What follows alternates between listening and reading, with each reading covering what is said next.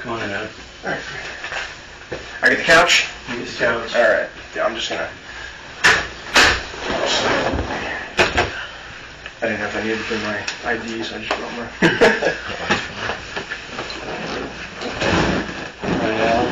We're just gonna start with the interview. Obviously, you know, this is a voluntary interview by you, and yeah.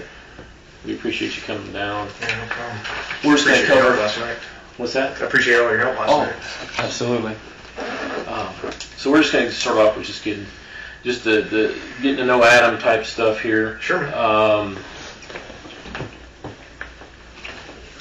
Adam, what is your middle name? Michael. Common spelling. It's V-E-N... D-E-T-T-I. All right, sir. And what's your date of birth? And detective, no one has your cell phone, so we don't have to worry about that. And probably the only 732 number you'll come in contact with. New Jersey, right? Is that it? Yeah. Okay. So let's get some of your background stuff. So you started work for Overland Park Police Department. Just give us your background on working there and all that. Okay. I transferred from my old PD to Overland Park in 2015. So 2015, was it a lateral transfer? Yes. From what agency? Middletown Township Police Department. Middletown is one word. And then it's township after that. Go figure. What state? New Jersey.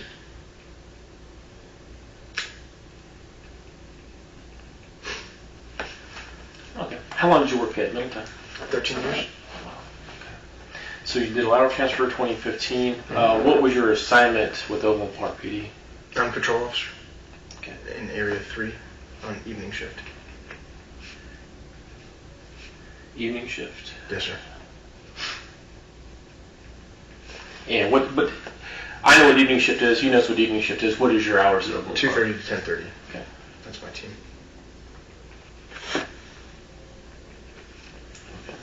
And that's the shift you were working yesterday? Correct. Okay. And your area assignment yesterday was? It's Area 3, District 233. Okay. So your unit yesterday was 233? Correct. Okay. And what's the boundaries for that area? From approximately, it's 123rd Street from Antioch to Flum down to 143rd. So there's a little bit of a scalloping up on the 120s area. 232 digs into that a little bit. So I'm kind of like an L, but for the most part it's 123rd from the Olathe border to Antioch, from like Flum to Antioch, 123 to 143. That's a pretty good size area. Yeah. And how many units are in that area that are assigned? I'm the only 233. Okay, but I mean, Area 3, is that... Area 3 we have 31, 32, 33, 34, and currently we have an extra officer. Newland is 237. He's a floater. Okay. Okay.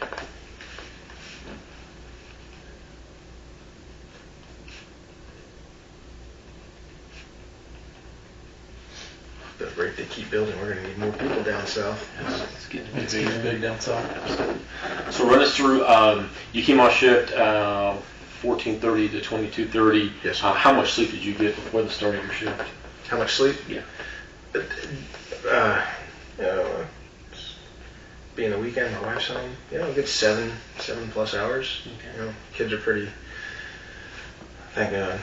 My son just wakes up in the morning and does his routine. How old are your kids? I have a 15-month-old daughter and a 6-year-old son. How much sleep did you get prior to this interview? You got off shift, I know it was late. How much sleep did you get before this interview today? 8+. My wife took care of me. Okay.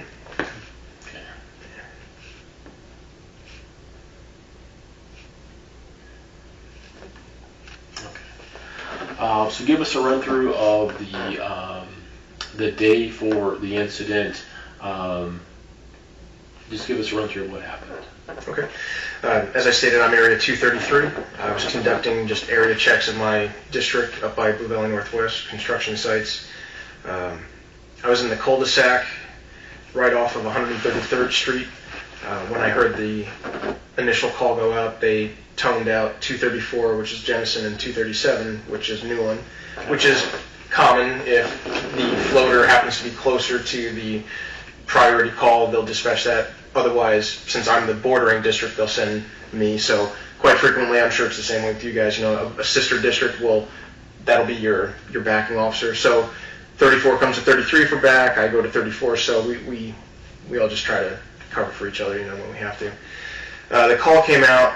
Clearly, it's a interesting call, so I hit their call notes and looked at that, and I read it, and I saw the name, and it took a moment to process, and that's when I keyed up that, 233 put me on that call. I'm familiar with the kid, I think is what I said,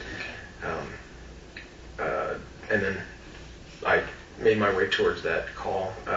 I've had interaction with John in the past. We had him on a domestic battery not too long ago that I was on. He finished up classes for the year, went out celebrating, drank a bottle of vodka, came home, his parents confronted him about it. He battered his and then when Officer Wagner, I think, was primary, he got there first. He took off on Wagner, and that's how I knew he likes to run into that opposite street, which is why I was coming from that direction. Wagner had him at taser point on a red dot, didn't deploy the taser, but had it out on him, and the kid was like, well, if you take me to Marillac, I won't fight you. And we're like, okay, you're going to Marillac then. Simple. So I kind of knew, again, and for the several hours after that of dealing with him, I kind of had an idea of how I could maybe best, interact with him, so we put him on PBT, and he was a 175, so he drank a lot of vodka. Kept bragging to us about how much he's a wrestler and how he could get past us and get out of his cuffs and everything. So he has a little bit of a, defiance thing. But we were going to take him to Marillac.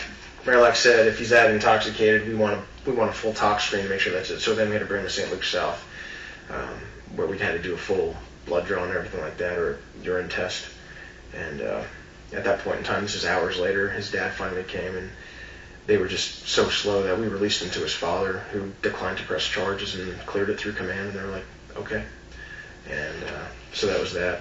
But during that time, I was able to talk with him a little bit. You're there for hours, so that's why I put myself on the call, same as I dealt with him before and kind of knew his mindset a little bit. Maybe I could help resolve it. When was that call? Oh, at least a month and a half ago, I want to say. And then So fairly recent. Fairly recently for me to clearly remember this kid. And then we had a deal with him maybe a week after that where same thing, he stole the parents' car and tore out of the house. He was a juvenile runaway endangered because he has mental health issues, and ditched the car. They found it up in KCK or something like that, and then he was in the wind, and it took them a while to find him. So it was a slow progression that kind of seemed to have ramped up with his issues and stuff. So I was like, well. Okay. Going back to, I'm sorry, I didn't mean to skip around, but Gotcha. I want to cover one thing with you on your starting with Overland Park. Yeah. Training, any special training you received from Overland Park? Yeah, I'm a CIT. Okay. Yeah.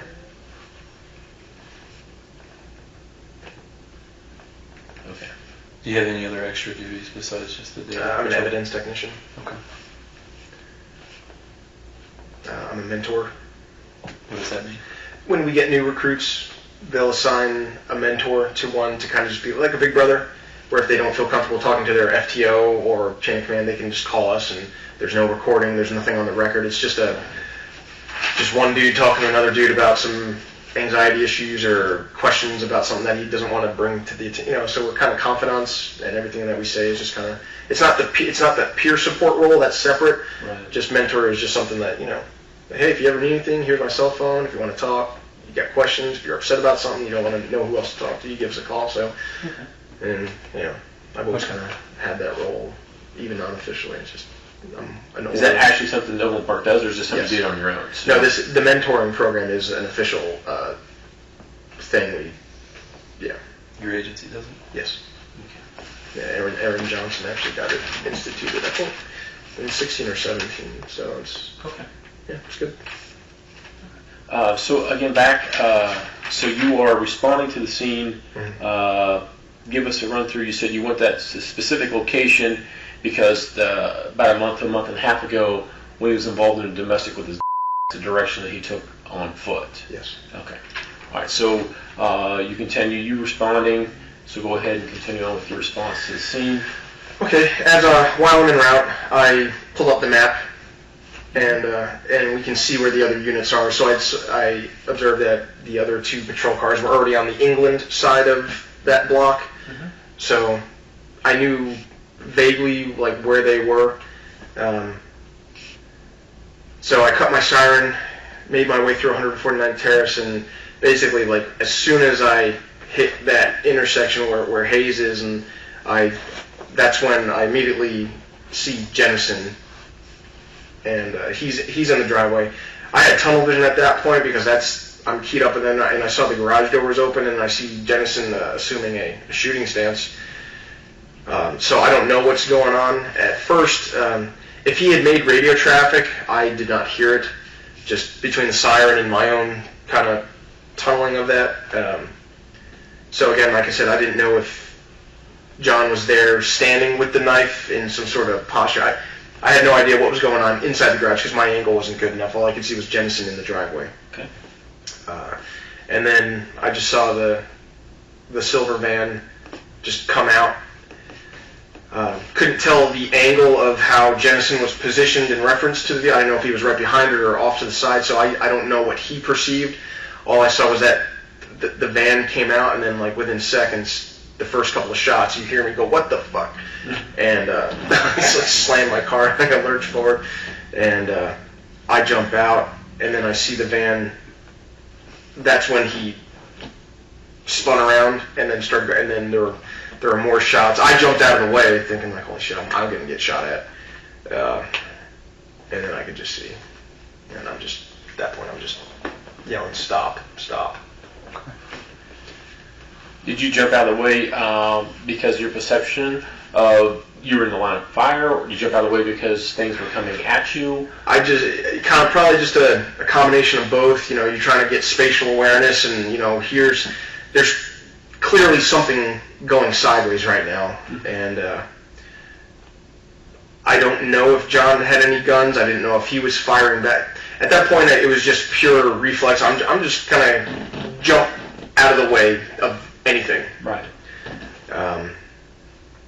And then the van started rolling towards me, and that's when you see me like, just stop, John, stop, and and just run up, just trying to do whatever. Okay, well, and again, we're going to be detailed on the interview, so you say do whatever. What is do whatever that you're talking about? Just get to the vehicle. I mean, clearly we had shots fired, so this is not a normal response.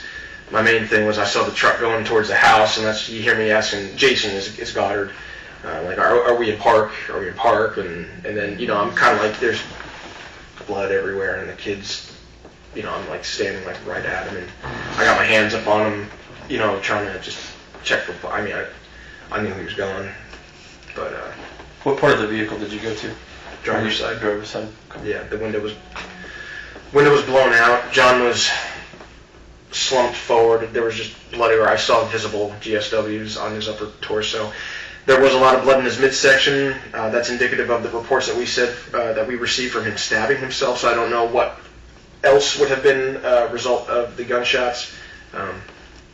If you're seeing these wounds, how was he attired? But you were able to see these wounds. He was bare-chested. He had no shirt. Okay. And I honestly couldn't. I think he was wearing maybe gray sweats, perhaps. I don't remember exactly. To be quite honest, I didn't even focus on that because my it was his torso that was hit. Blood was coming from his face. I saw a chunk taken out of his shoulder. He was done. I couldn't get. I checked for carotid block. Okay, so you checked for carotid. Is that what you? That's what you said? Yeah. Once that was going on, I was like glove up, and we threw our gloves on, and even if you think you got to check, you got to try to do something to help this kid. And I know I got on the radio. It kind of happened so fast, and you're trying to multitask. Like you got the officer safety aspect, and then you got John's welfare, and then I have a vehicle in motion that's inching towards a house, and I'm like, you're trying to condense it all and make sure that this thing doesn't, like, what if he spasmed and that car shot off and ran me over or smacked in the house? We don't know anything at this time, so we're just trying to do as much round robin as possible. So and at that point in time, I saw Goddard just up here. I mean, I didn't even, like I said, I was Jenison. I didn't see anyone else until Sergeant Goddard was like literally right there, and that's when I said Jason. Where was he at, Goddard? Well, without referencing the video, because I had no idea, he had immediately just, when the vehicle came to the stop, he appeared at the passenger side front window. Okay. I don't even remember him getting on scene. It looks like that he pulled up like right after the second round of shots, and I'm tracking the vehicle, and it looks like he pulled up and then came to a stop in the driveway. So I didn't even see him because I'm like tunnel vision at that point in time. So he came to the passenger side front window, and that's when I asked him, like, are we in park, or are we stopped, or are we in park? And then How did the van come to a stop? I can only assume that John's foot came off the accelerator after he died. Okay. Do you remember, so you're at the driver's side, Goddard's at the passenger side. Do you know what he did, or did he enter the vehicle? Did he do anything to the gear shifts or anything like that? Because you're talking about are we in park? I can only assume that he was able to reach in and put the gear selector into park or neutral or something. I tried to, but I don't think I could find the selector or get the right angle without climbing into the vehicle, because it was a mess. You know. Sure. Going back to you checking his carotid, which side, if he's in the vehicle, which side of his neck were you on? I reached in, and so I reached across and lifted his head up, because he was slumped over like this. Yes, sir. So I lifted him up and then had my left hand checking on his right side. Yeah, on the right, because I reached in and I was like this. He was slumped over, so and you hear me talking like, John, come on, John, and then I reached in and I was just trying to get anything. Sure. There was nothing. Let me put this on silent.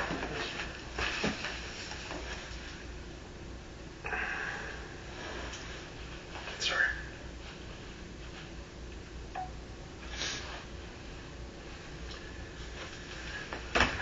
Okay, so again, we're back to the carotid. You're checking him, holding his head up, checking with your left hand on the right side of his neck for carotid. Do you maintain that position, or what do you do next? I think I stay with him for a little bit. I don't know the time frame. I know that upon, like, at some point in time, like fairly quickly, I run up to the vehicle. I know I'm like, John, stop, and I get on the radio. I'm like, shots fired, one down. I need medical ASAP. And that's like within 3 seconds of that vehicle coming over. Like, it was like really, it was quick. Just I knew. And I think I stood there for, I don't know. I mean, Goddard and I were just assessing, trying to make sense of everything, because it just, like, I don't think anyone was expecting it. I saw Newland, and while this was happening, I saw Newland and Jenison approaching the vehicle, and I said, bring him over there, stay with him, and I asked him if they were okay. And I saw Jenison's face, and he was all fucked up. So I just told Newland to stay with him, because I knew. I don't think Jenison knew yet. I don't know, but I couldn't have him over there, so I told Newland to have him. I think I said, like, stay with him, bring him to my car, and then I just had him. Are you okay? And then they just went to the back of my patrol vehicle. Goddard and I spoke And then at some point in time, I left the vehicle and I went over to my patrol car to check on Newland and Jenison. Was that before or after medical arrived on the scene? Medical got there really quick, so I think it was afterwards because, medical arrived.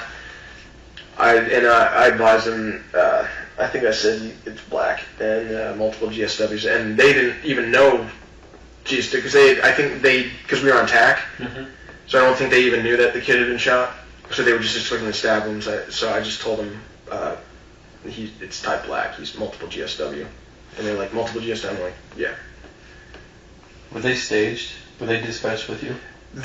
I believe medical was already en route, but they will stage until the scene is secure. And then when I got on the radio, like after the shots, I told them I need them ASAP. So, and then if there was any other traffic on that, I didn't hear it. Right. So, I think medical got there. They were right around the corner. They approached me from the driver's side rear.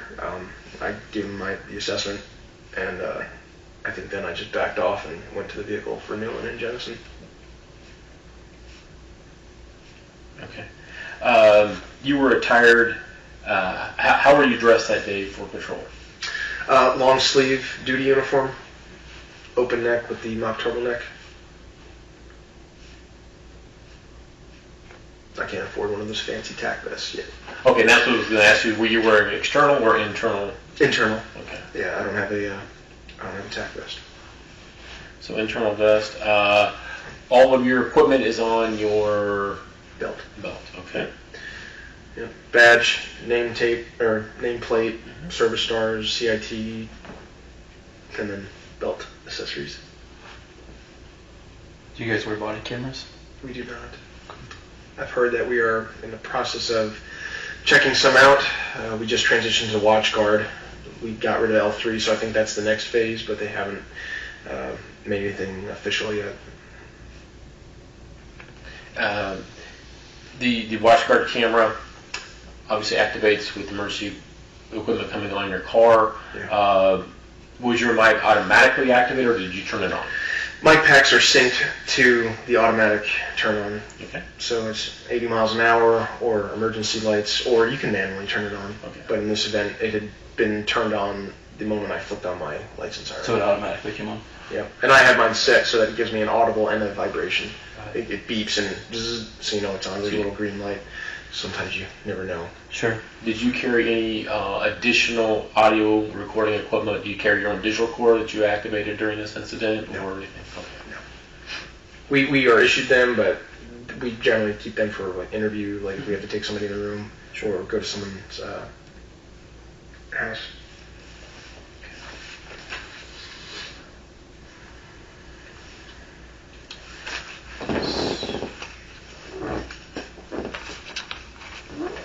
So you'd said that you were the one that got on the radio regarding shots fired, and you said you asked for medical ASAP or something to that effect. Yeah, ASAP. Yeah. I mean, we don't say ASAP, but I said ASAP because I didn't want to. No. You need medical what? Right fucking now. So you've had a chance to review your video, your info. So there's some radio traffic about somebody talking about John's history, about him running from the police, being arrested or wanting to fight the police. That's me. Is that you talking? That's at that me point? telling the Sergeant Goddard of my knowledge of him. Because, we deal with these kids all the time, and some are just in a bad place and just want to talk. Others are openly defiant. Others, we've had RTRs with before, so... Okay, and RTR is? Response to resistance, use of force incidents and whatnot.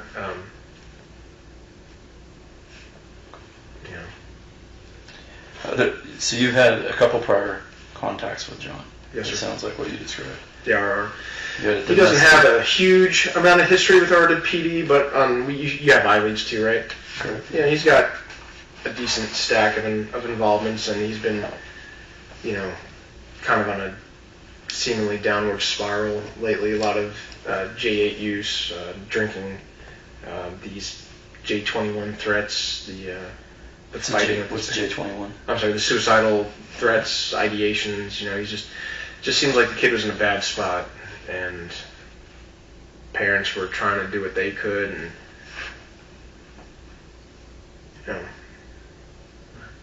How many dealings do you specifically remember with John on calls for service? I've had the one with him on that last day of finals where he was drunk Domestic. and battered, and then not long after that,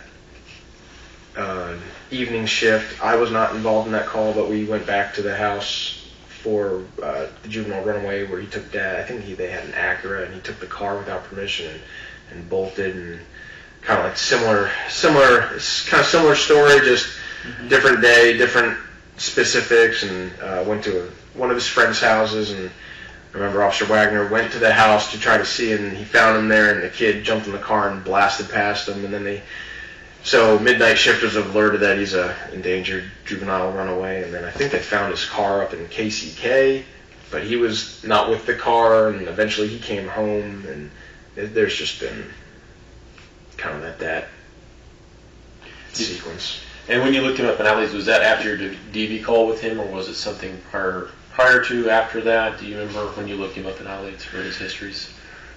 Well, I looked him up. I ran his name. I'm sorry. What do you mean? You said he had numerous histories in alleys, suicidal threats, J8, stuff like drugs, stuff like that. Was that after that DV call that you first said, like, I want to kind of look? That's at when he first popped up on my radar. Okay. Yeah. And then once you remember a kid like that, because we spent about 4 hours with him and dealing with him in the hospital and whatnot, talking to the parents, So that's when he first came onto my radar, and then after that, it's kind of like anytime you hear his name or someone you hear it in hallway talk, you're like, oh, what did he do now? Oh yeah, that you start hearing the same kind of like you start hearing the same name popping up, and so you just say, and then he's on the patrol bullet, and then you just start seeing that this kid's popping up, and then once the scene was stable and I was back to my patrol vehicle, that's when I pulled him up, because Sergeant Has, who was on scene, asked me to get information for whoever needed it. So I pulled his name up and provided the information for the sergeant. So that was one of your assignments at the scene, was to kind of get a little bit of background on the boy. Yeah, get his personal pedigree, and just sure. Somebody needed it for something. Right. Or probably for medical, I think. It was for med-ec. Okay. Sure. Did you have contact with anybody else, civilian-wise? Did you interview? While on scene? Did you take a statement from anybody? I did not take the statement, but there was a woman. What was her name?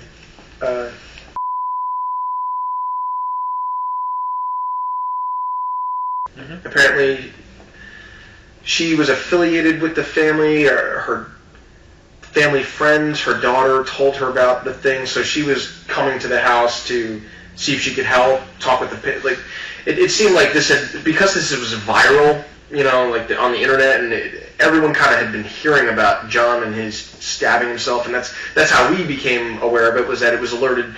Somebody called us saying, like, this John's stabbing himself, telling him he's going to die when the police come, he's going to kill himself, so he's broadcasting this out for whomever can see it, so that we had quite a above average response as far as well-wishers and people that are just friends and that type of thing.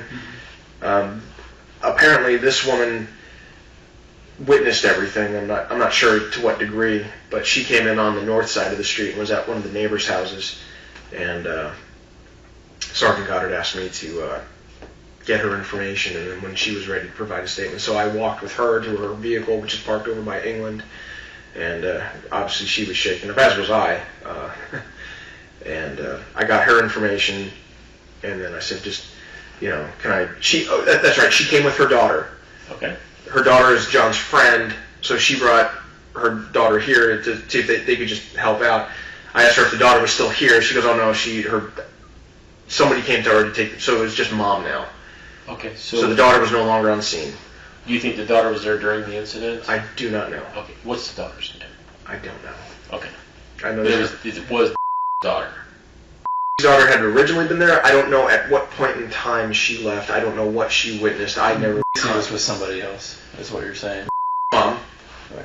I believe she came with her daughter because that's how she was aware of the situation. I think her daughter was one of John's friends who may have seen this video.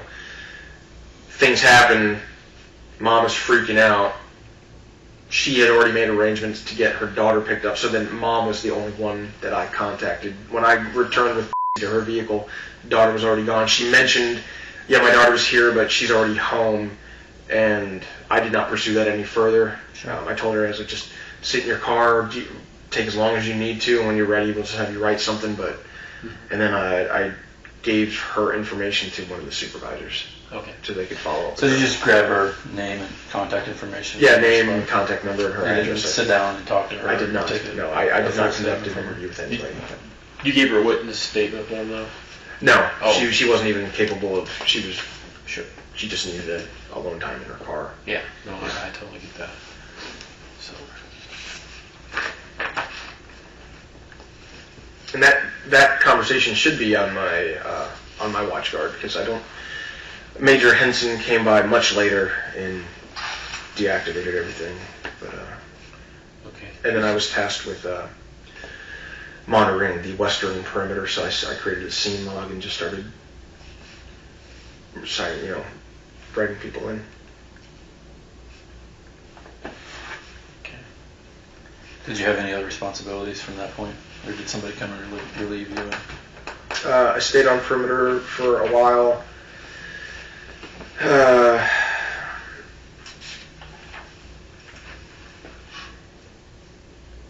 Spoke with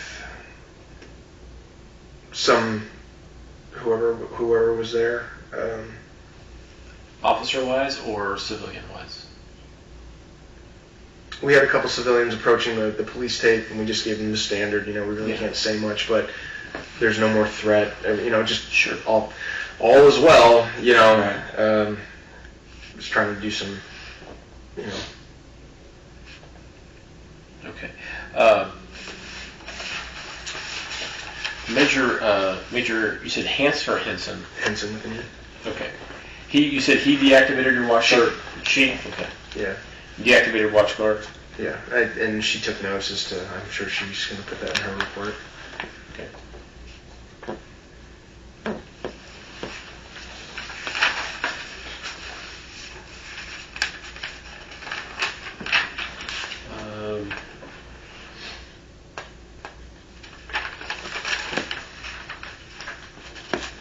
And I'll tell you what, if you want to give us a second, do you need a drink or anything for right now? No, I'm saying, you want me to step out? No. We'll step We're back going here. to step out. We'll step back here for a second. You want a glass of water? Because we can bring Something to something drink? back if you want. I'm actually okay, I appreciate it. Okay, sir. Give us a couple seconds, sir. We'll be right back, okay? Okay, thanks. I'm just going to close this for your privacy, Adam. Oh, sure. Okay.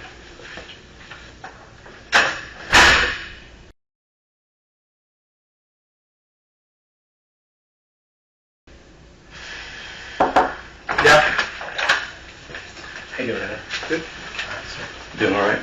You need anything? I swear.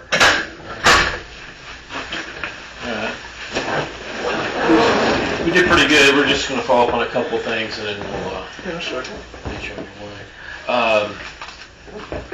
So let's talk about, you arrived at the scene. Where was your weapon, or what did you do regarding any weapons at all? Sidearm was holstered. Okay. You motion to your left, or your left hand? I'm a lefty, yeah. Okay. You know what? We didn't, yeah. Sorry. Yeah, on my left.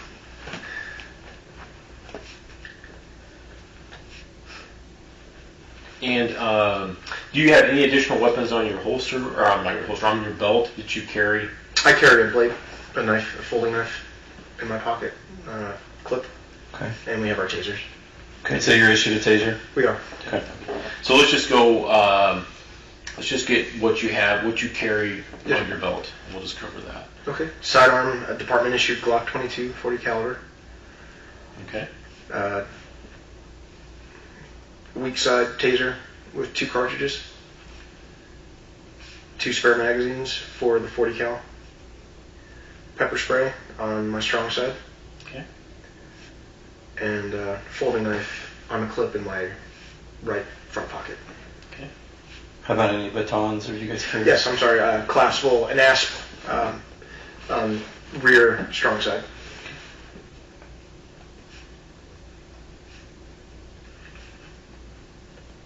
So the only additional that's not issued to you would be your knife. Correct. Okay. And we have the shotgun and rifle in the rack in the vehicle. Okay. And did those come into play at all during this event? Not on my end, no. Okay.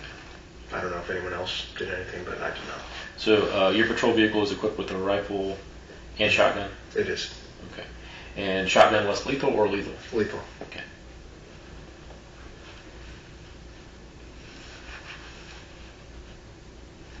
Okay. I'd like to go back, when you first came in, you were given the opportunity to review your in-car video. Yeah. Obviously the situation and everything is so dynamic and happening fast. Mm-hmm. It's easy to get that tunnel vision and not remember Right. certain details. Okay.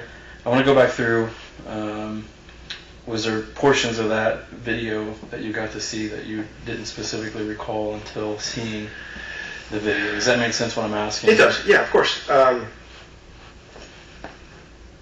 From point of dispatch, you know, from my initial put me on the call to their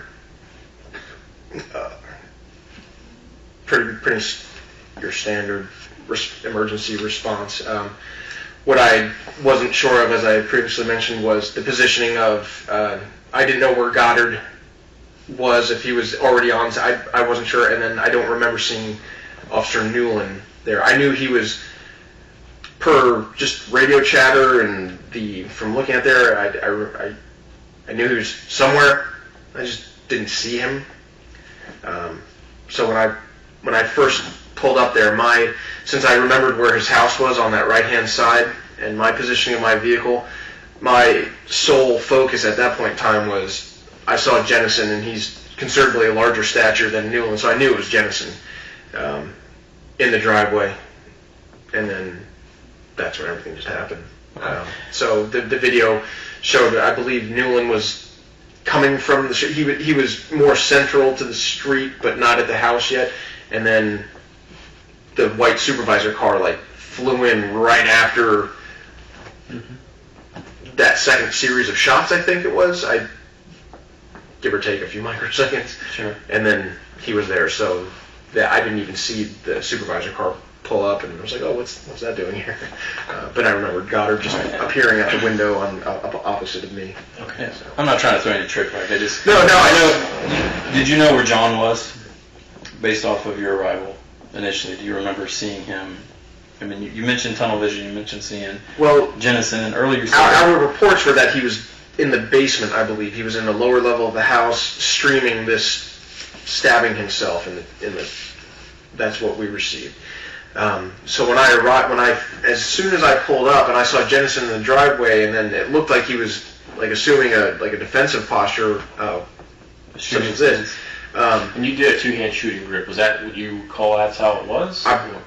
The best of my recollection. I mean, I was a decent distance away from him that I couldn't tell you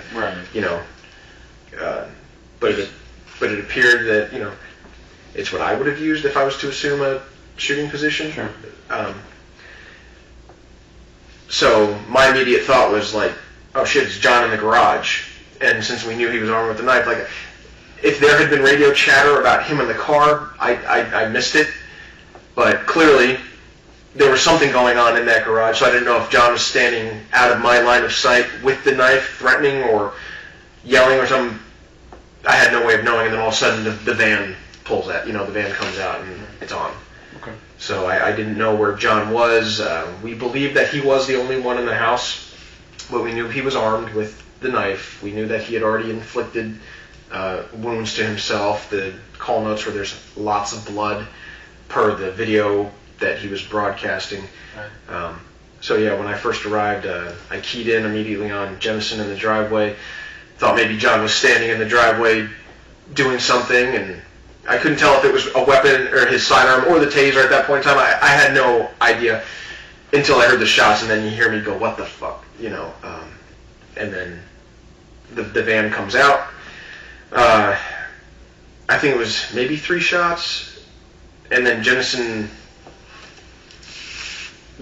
gets out of the way. The van then pulls a spin-around maneuver, so at that point in time, I still knew that the driver had control of the vehicle to one degree or another, clearly, because he was able to put it from reverse and spin around and put it into drive and then start going away. At that point in time, whatever shots were fired may not have had any impact. And then when I heard that second series shot, I jumped out of the way because I don't know if John was shooting back or if, yeah, so I just leapt to my left because to me that was the safest option. Sure. I didn't know. And at that point I'm just yelling. I'm yelling, and then I think I was close enough to get a snapshot of the vehicle, and that's when I saw, and that's why I approached. And you say snapshot of the vehicle.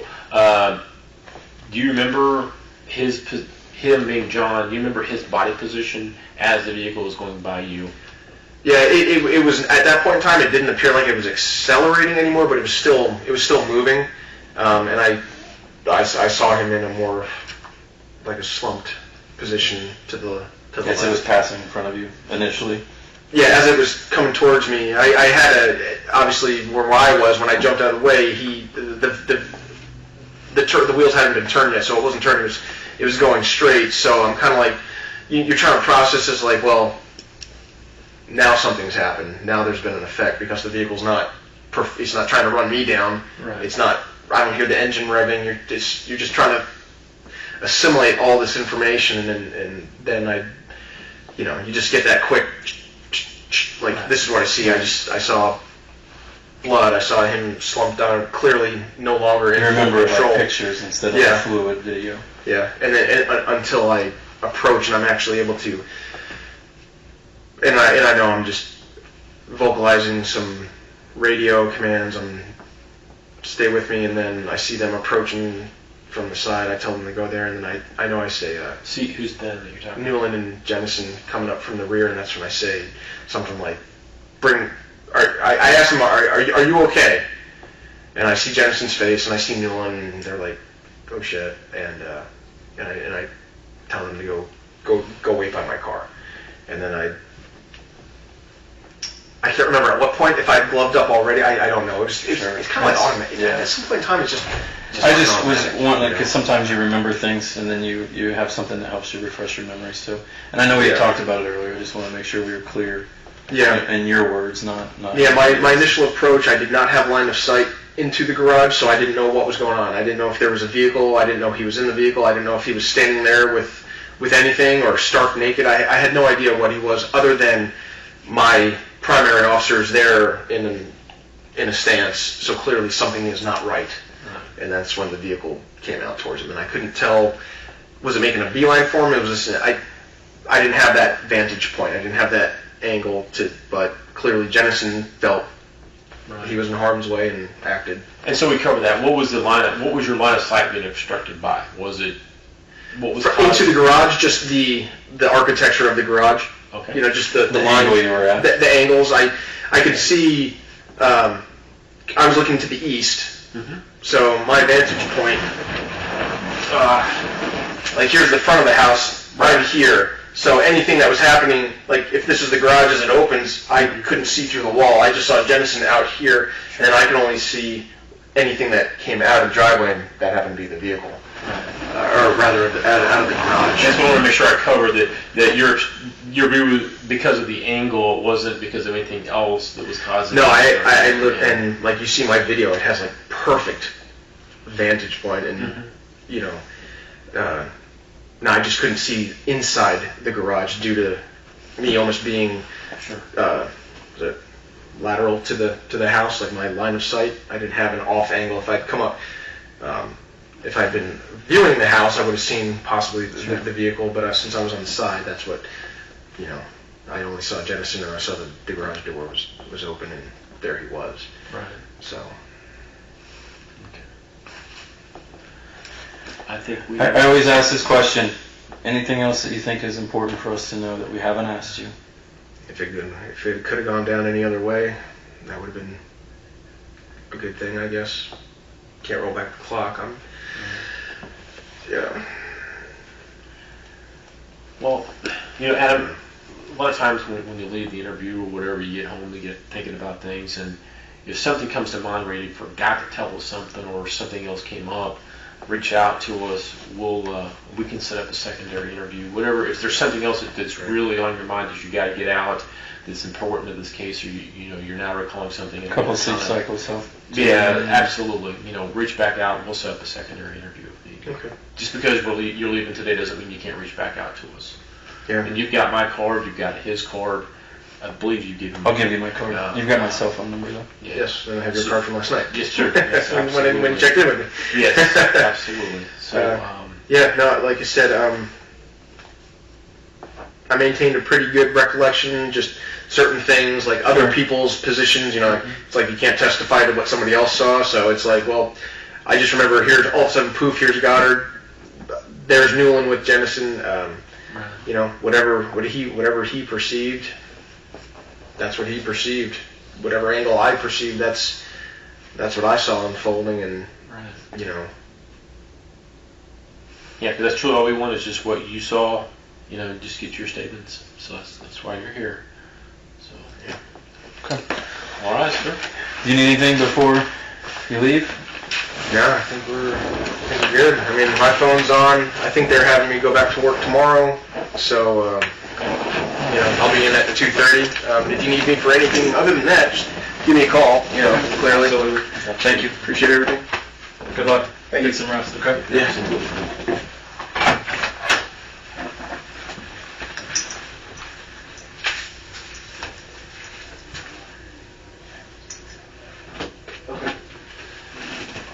Okay. You might just hang out in the lobby for a second? Not at all. There's somebody here to talk to you.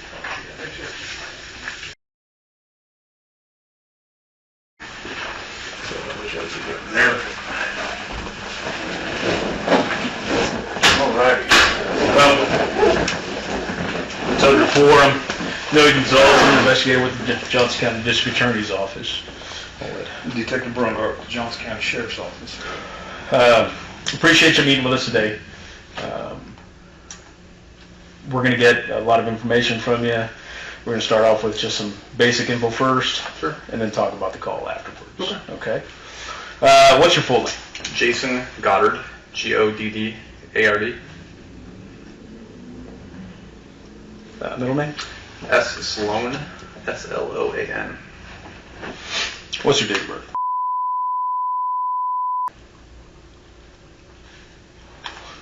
And what department do you work for? Overland Park. And what's your rank, sir? Sergeant.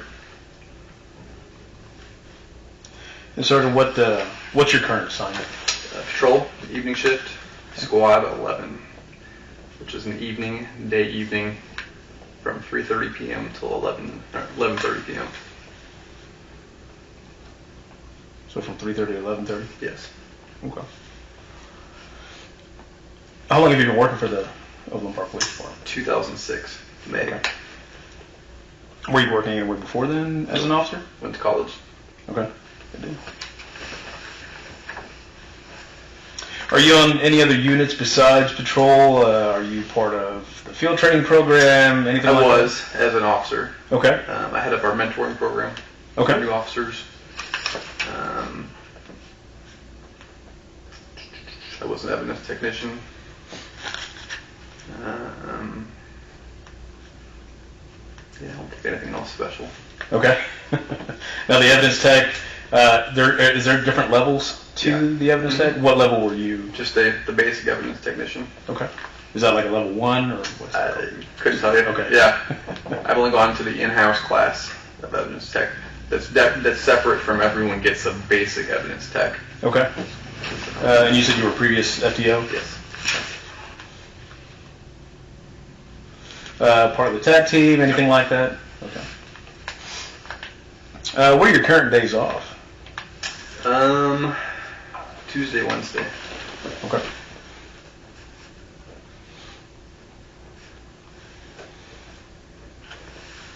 Now, before Saturday, when was the last shift you worked?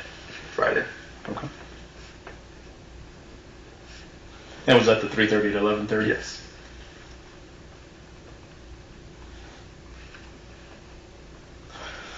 So Friday night, your shift ends 11:30. Mhm. What time did you wind up leaving the your station? I'm usually hanging around a little bit later. I'd have to look at my cell phone and see when I got home. Just a rough estimate, or if you want to look, that's fine. Let's see.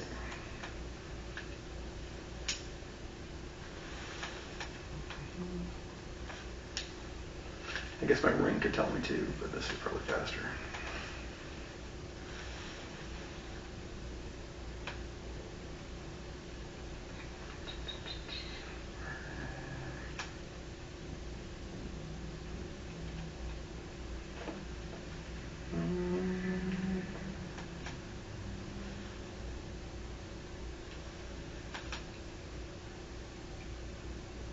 Well, maybe not. I don't know. That's all right. Probably maybe 12:30, 1 Okay. o'clock. Kind of normal. Is that normally around the time you Yeah. wind up getting home? Do you remember about what time you went to bed that night? No. Okay. Do you remember what time you woke up that Saturday morning? Probably 8:39.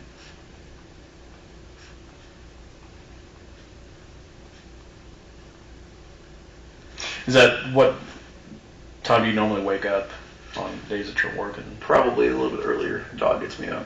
Okay. Yeah, he comes in and looks at me. So you got to sleep in Yeah. Saturday? Okay. Yeah, I kind of ignored him, I think. Yeah. Mhm. All right. What did you wind up doing prior to going to the station? What was your day like that morning once you got up? Oh, what did we do? Went to the gym. Had some frozen Indian food from Trader Joe's. It's pretty Okay. good. Came back home. Got ready for work. Walked the dogs. That was about it. Okay. Now, what time do you normally get to the station? Like 3:15, 3:20. Okay, so right before your shift starts. I'm always checking my emails, but yeah, I don't get really early to prepare anything. Okay. Do you have your uniform at the station or No, at home. At home. So I come rolling in, ready to go. Do you have a take-home vehicle? No.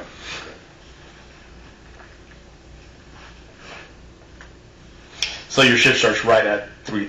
There Correct. isn't like a roll call at There is roll call. 3:15, but it's at 3:30. Yeah. Okay. You say you have your uniform at home. Mhm. What uniform were you wearing yesterday or Saturday? This exact same one, except not this one. Okay. This is a clean one. Okay. So So just what you see is tactical what it blue was. pants and then blue uniform shirt. Mhm. Okay. Same duty belt. Mhm. All your equipment on there. Except they gave me a holster last night. A new holster last night. Okay. There were glass fragments apparently in it. Okay. So they collected it. Okay. You have taser, firearm, OC spray, Mhm. 2 Baton. mags. Okay. Keys, radio. Excellent. And then your vest is Mhm. underneath your uniform shirt, Correct. obviously. Okay. And then your badge, Mhm. and then the patches for Overland Park Police Department. Mhm. You weren't wearing like a jacket or anything like Nope. that? This Yeah, is Saturday? exactly how it was. Okay. All right. Now, all your equipment, your uniforms and everything, is that provided to you by the department, or do you have to buy any of it yourself? The only thing not provided are boots and a flashlight. Okay.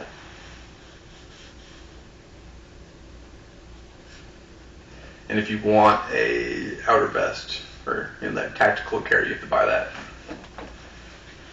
Okay, so you have the option of using Yeah, that. yeah. Even as a sergeant, you can Mhm. use the outer vest? Mhm. Okay.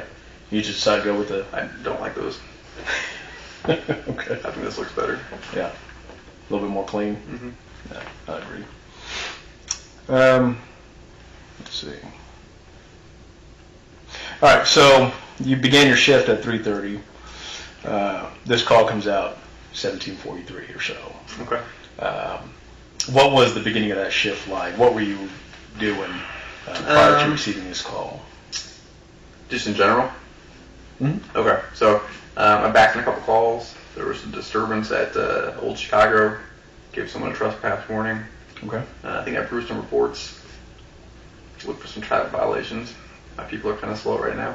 Okay. So I have to stimulate their activity. Right. And I was heading back to the station to help Sergeant Rushka post a bond.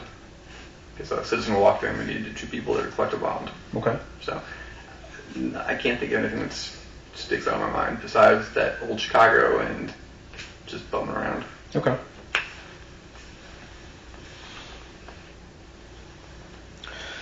Now, when we're talking about the call, actually, I'm just going to leave it up to you to just let us know what all happened, and then we can go backtrack and Okay. kind of fill in some Okay. spots if we need to. But if at any point in time you need to take a break, Okay. you want something to drink, go to the restroom, anything like that, just let us know. Okay.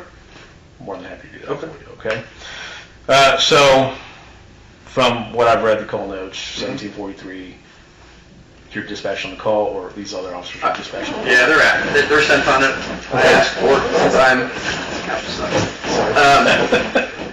I asked for it because I know Rushka's coming to the station. I'm at the station, but pretty close to the highway. I don't know where he's at, so I pop on the highway, start going down there.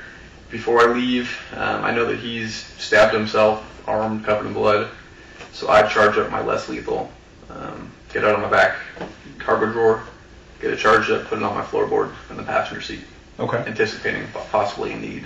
Okay. So I get down there pretty quick, and I round the corner of their street, and I see Officer Jenison behind a minivan. The minivan is backing up. I see him begin to fire, or I don't know if he's been firing, but I see him firing. The vehicle then accelerates like a J-turn, and then he's now like, he was down closer to the sidewalk, now he's back towards the house, and the minivan is backing up towards him again, and then he proceeds to fire again. I see the driver get struck, looks to me multiple times, goes limp, and then the van rolls across the street to the yard where it rests. So then I jump out of my car, I go running to the car with Vendetti, we check on the driver, he's clearly deceased, nothing we can do for him. I see Newland on scene, Officer Newland. I ask him to go with Jenison. At the time, I didn't know that he was already there. Okay. That was brought to my attention last night, like at midnight. So I thought he just rolled up after. As soon as I get relief at my post with the body, I go check on Jenison, kind of brief who I need to brief, and I mean, that sounds kind of simplistic, but I didn't have a whole lot to do with the incident, I guess. Okay. Okay. I'm going to backtrack and just ask a few questions. Yeah. So, you hear the call come out. Were you, so you weren't dispatched to it? No. Sergeant No, Rushka? well, no. So they sent, I think, 2 or 3 units, Okay. and they asked for 230 to acknowledge it, but he was already quoting the bond, so I copied it inside being route. Okay, So so... I was available, but it was his section or his zone. Okay. So he's 230. That was the 230 sector. I'm the 240. I have the east side. Antioch's the dividing line. Okay. So I volunteered for it since I was available and went down there. So when they're asking for an acknowledgement, they're wanting you to be en route? Well, they're just wanting, usually when they ask for acknowledgement, they want a sergeant to copy, to know, like a heads up, like, hey, we got a hot call going I on. heard they come out. Yeah, that kind of yeah. thing. Okay. So, but I piped up and said, I copied it, I'll be right. Okay. Now, before Saturday, had you had any prior contacts with that residence? Did you know? I don't believe so. Okay. I was talking, I know that dispatch was saying this, and I know that Vendetti said that he had, on the radio, he told me that this kid was, had contacts before, that was a wrestler, that he maybe fought with police or ran in the past. But I don't believe that I've been there before. I could be wrong, I've been there for 12 years. Okay. I don't recall any. Okay. Regarding your less lethal, what is the less lethal option that you... We have a Remington 870 with the super stock rounds, Okay. so that's And what that's located in... So officers can elect to check them out daily, but the sergeant cars have them in the back, ready to go all the time. Okay. So by charging you meant? The way it's set up, there's probably 7 or 8 rounds on the side, and so I loaded it up, ready to go. Okay. And you had it laying? I had it in my floorboard on the passenger side, so I could just pull it out when I got there, Okay. anticipating the need. But Okay. Things changed. So you're traveling to the call, you wind up getting the radio traffic from the other officers, kind of giving you a heads up as to what their either previous history or previous contacts they've had with this kid. As you're pulling into the neighborhood, take me again to what you see, what you hear as you're making the turn. Yeah, I hear that. I think the mom is on, because it said the RP was, our mom was en route in a gray Jeep. Okay. And so I was anticipating seeing that. So I saw this gray Patriot, and I saw it, I think, behind a unit. And then I saw Jenison in the driveway. And I assumed that was his car. I guess now I knew it was Newland's car. And looking at the video, I see Newland on the sidewalk. Kind of back, I pass him. Okay. But yeah, I mean, as soon as the RP's on scene, they told her not to approach the house. Around the corner, and then just everything starts kicking off. Okay. What do you mean by that? Like, what happens? I see the car backing up. I see Officer Jenison behind the vehicle, like a shooting stance. Fires into the car. Car starts even more rapidly. Does a J-turn. He is now located closer up towards the garage himself. The car is backing towards him. He fires again. Okay. So and then a driver slumps down. Car rolls across the street into the yard. Okay. As you were pulling up to the residence, do you remember hearing any shots being fired at that point? I believe so. Yeah. Okay. Can you recall about how many did you hear? Multiple. Okay. I can't. Yeah. Okay. As you're pulling up to the residence itself, and you see all this going on, what else can you hear? Are there any commands being yelled? I remember hearing stop and no. Okay. Do you remember who was saying that? Okay. Couldn't tell you. Okay. At that point, I guess there was Newland, Vendetti, and Jenison all on scene with me. Okay. So, but to my knowledge, I just thought I was pulling up on Jenison at the time. Okay. Because Vendetti's car and Jenison's car were parked west of the house. I guess Newland's was east, and I was in the driveway. Okay. So. So you pull up to the driveway, Mm-hmm. and you see all this going on. Yeah. At that point, what else do you hear? From any of the officers? Did anybody inside the van say anything? No, inside the van, he never said anything, never that I could hear. Okay. So.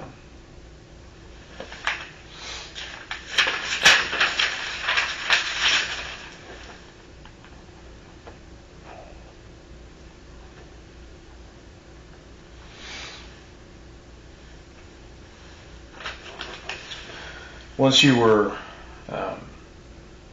shots rang out, the van moves across the street. What were your actions then? I think Officer Vendetti radioed in that shots fired.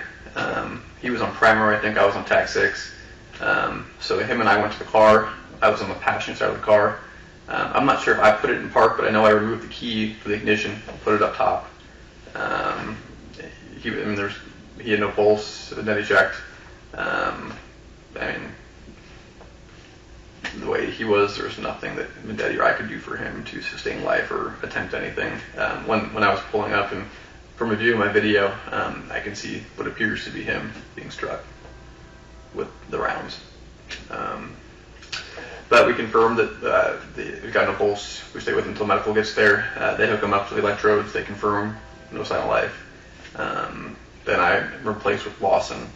And Lawson stays at the passenger side of the car. And I start doing my other responsibilities.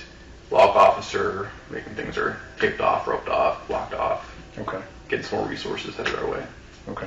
So. And then once you get your more resources, what did you want to do in that? I briefed my command staff about what had happened. And then I just kind of felt useless and stood around, whatever they needed, until we got some direction from those 15. Okay. And which was? That we were going to go back to the station to do an ammo count, weapons check, photographs. We wanted our cars to remain so I got it right back from somebody else, one of the Olathe guys. Okay. Really, it was really kind of worthless. So I did tell the mother that her son had passed away, because she wanted to know. Didn't tell her how. Just she asked, what had happened or how he was. I can't remember her verbiage, but I said he passed away. Okay. So I facilitated getting one of our SROs to the scene, who was a friend of the mom, that knew her very well. So we got her on scene to help break more of the news. Do you recall who the SRO was? Tracy Gibson. Okay. She's an SRO for one of the middle schools or elementary schools, plus I guess she has a personal relationship with the mother, Sheila. Okay. How long have you worked with the officers that were on scene? I think the longest, Newland and Jenison are both fairly new in their career here. Okay. I want to say only like 2.5 years, maybe. I'm not sure how long Vendetti's been here. So they've worked underneath you for 2.5 years? No. I've known them on the force for 2.5 years. Okay. My sergeantship officially kicked off 2 weeks ago, but before that, I was in an acting gig for 6 months. Okay. So.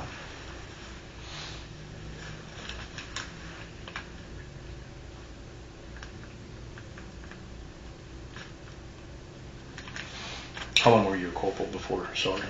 We don't have corporals, so it was just a temporary promotion for 6 months. Okay. What was your rank before? Officer. Okay.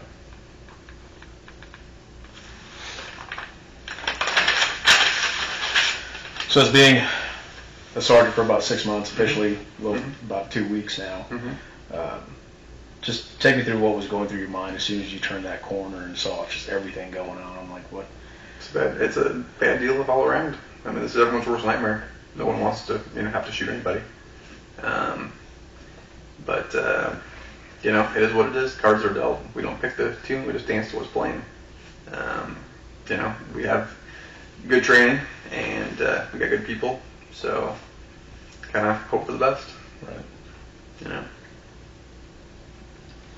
I mean, there's supervisors that do 20 years and never go to a shooting scene.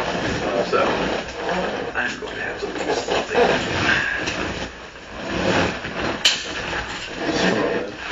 Alright.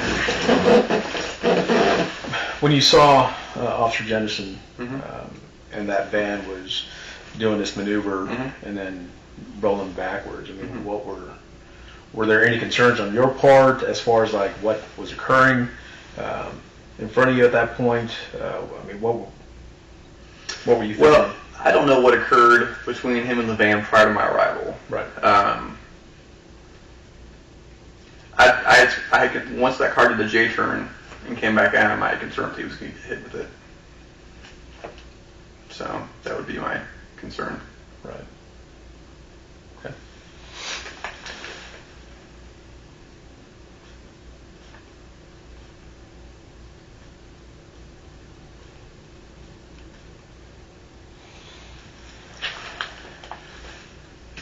When you turned off England, going down 149th Terrace, okay. What were the lighting conditions, the weather conditions? I don't think it wasn't precipitating or anything. I don't know if it was. I think it was still light to barely dusk, but I don't know. And at what point did you recognize that it was Jenison? Well, I knew he was on one of the boys. He's On the call. He's 234. Okay. But I mean, between Newland, Jenison, and Vendetti, they're all very different looking people. Okay. So Jenison's a big guy, blonde hair. So I had no doubt that was Jenison. Okay. Was there anybody else in the street as you were pulling down 149th? There was the female in the Jeep, and I talked with her. Right. And then I guess there was Newland, who was on the sidewalk, which I saw in my video later, and he told me that he was there, and I drove past him. Okay. I didn't see anybody else. All right.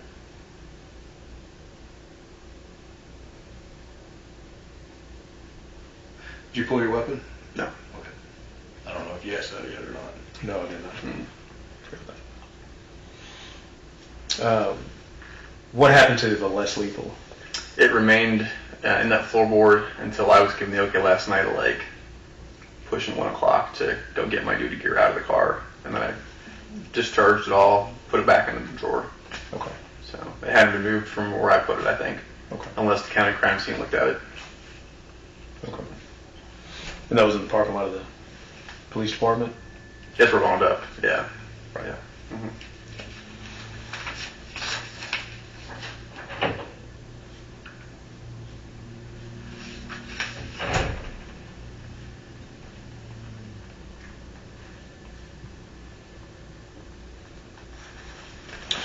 All right. Well, why don't you just give us a couple minutes? We'll be right back. Okay. You need anything? New radio. Better chair. Maybe a cutout here. We'll run that up. All right. Appreciate that. We'll be right back. All right.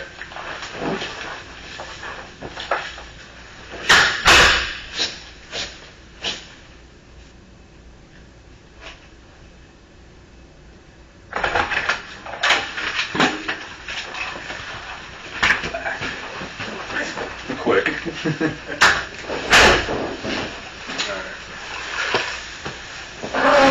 So I wanted to get a little bit of detail regarding, you said that you had somewhat of a debrief with Jenison? I had a debrief. I just made sure he was doing okay. Okay. Did he make any statements to you or anything like that about what occurred? No, he was just upset. Okay. How upset? I mean, like what? He was teary. He was upset. I said, don't worry about it. Yeah, you were trained. Just, I've had training before in-house. Said, don't get into the weeds with it. I mean, if you need a fact statement, which I didn't need because I was there, Okay. but I didn't have any kind of a conversation about anything other than just, we'll get you taken care of. Don't worry about it. So. Okay. Did you ask any of the other officers what had occurred before you arrived on scene? No, because it all happened when I arrived. Okay. I mean, unless I'm misunderstanding the question. Well, I mean, if they had tried making contact with anyone at the door or anything like that. No, I know Jenison asked you for a arrived. phone number for the kid, and so I had him come upstairs, and they said that he was doing this on like an iPad, so there was no cell phone available. Okay. But no, I mean, I think I couldn't tell you how long we'd been there, but I would imagine like, I don't know. I mean, very short time we were on scene before this all went down. Okay.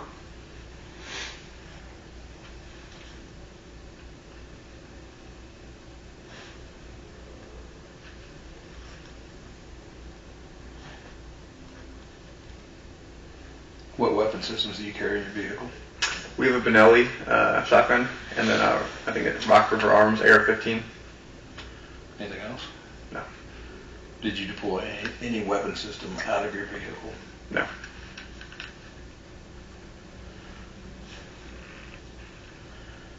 And one more time, did you draw your firearm or No. your taser, your OC or baton? Mm-hmm. Okay. No, I knew that when that car rolled away that, he was no longer in a position to be operating that car.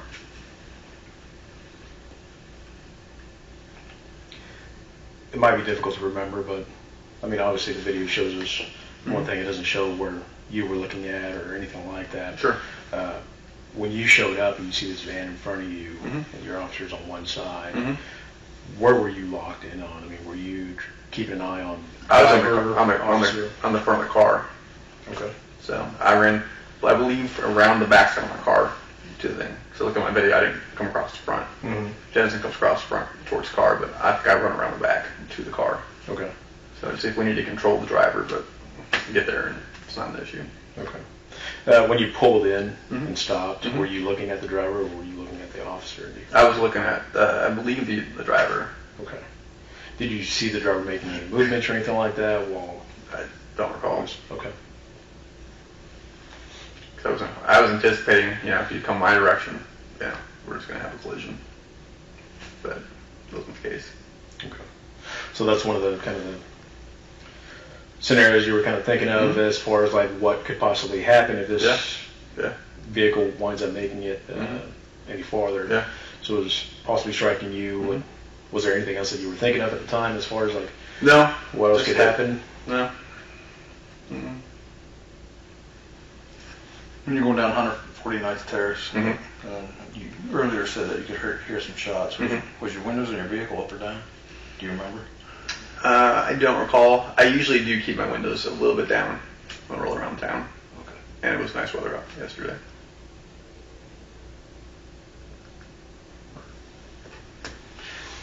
So we're good. We got any follow-up questions? Okay. Contact you Yeah, later. got my number. I'm back to work tomorrow, so. Okay. All right, Sergeant. Well, like I said, we do appreciate you coming in and talking to us. I understand. man. Thank you very much. Part of the process. We'll walk you out. I have to look at bikes that can no longer buy. So.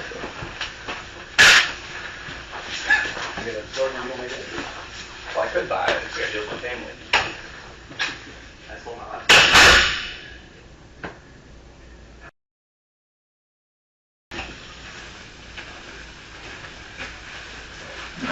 Doesn't matter to me. Okay. If you want to button down. You good there?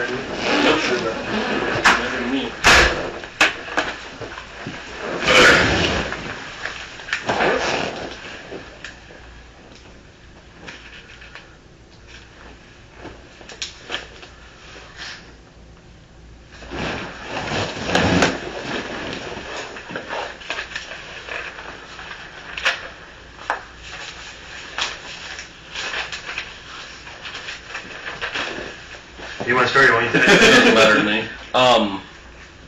Like I said, I'm Detective Wakefield. I'm with Prairie Village. Okay. So the Sheriff's Department. Yeah, Brian Gressel, yeah. We're just going to ask you a few questions, kind of go over your statement, what you remember from that day. Sure. We're going to start by kind of getting some prehistory, how long you worked there, stuff like that. So I'm just going to ask you some generic, basic questions here to start with, okay? Okay. Your name's Ryan? Yes, sir. How do you pronounce your last name? Newland. Newland? How long have you been with Overland Park? About a year and a half. Okay. Did you work anywhere before that? No. Okay. How about the police academy? Where'd you go? I went to the Johnson County. Johnson County Academy. Yeah. Do you remember when you graduated from there by now? December, sometime middle in December of last year. Okay. And what shift are you assigned to right now? Evenings, What are those hours? 2:30 to 10:30. Right now we're on Saturday through Wednesday. Saturday through Wednesday. Mm-hmm. Perfect. How long have you been on that shift? We just started the new rotation probably about 2 weeks ago. And do you have the same district all the time? Does that rotate? Kind of walk through how I'm an area car, so I either am everywhere or I'm assigned to a district if we're short. Okay, so it kind of just depends. Mm-hmm. Um, But my general quadrant is basically I am south of 435 and west of Antioch. okay, how about specifically yesterday? Were you assigned to a district? or- Yesterday I was not assigned to a district. Okay, so you were an area car? Yes. And go over that area one more time with me. South of 435 and west of Antioch. And do you just go to any calls that are in that area as kind of a secondary, or how's that work? Basically, it's wherever they call me. If I'm a close unit for a backing unit for a district officer, then I'll go. Okay. Otherwise, I kind of go around, run traffic, self-initiate, do things like that. Okay. So predominantly you're a backing officer if you're dispatched to a call Right. the majority of the time. Mm-hmm. Okay. I'm going to take you back to kind of Friday. Okay. You were working Friday also, right? Yes. Oh, no, I did not work Friday. I was Yeah, off. so yesterday was your Monday. Yesterday was my Monday, yes. Okay, so you were off Friday. Yes. About what time do you go to bed Friday night? Do you have any idea? Probably about 2, 3 o'clock in the morning, probably. Is that pretty standard for your Yeah. bedtime after getting off evening shift? Mhm. So the same schedule? Yeah. What time do you think you got up Saturday morning? 10:30. Okay. Do you have any like pre-work routine, go to the gym or anything like that? Yeah, obviously wake up, shower, get all that stuff ready for the day. Then I go and work out for about an hour before my shift. Okay. Did you do that yesterday? Yes, I did. Okay. What time do you think you got to the gym? Right around 1. Okay. And is that at OP's gym or? Yeah, it's at the gym at Sanders. The gym at Sanders. Okay. hmm And how long do you think you worked out for? Probably about 30, 45 minutes. Okay. So probably 1:30, 1:45, Yeah. and then you start getting ready for your shift. Yeah. Okay. You said shift starts at 2:30. Do you get there before shift for like a briefing or roll call? Yeah, roll call starts at 2:30. Roll call does. Okay.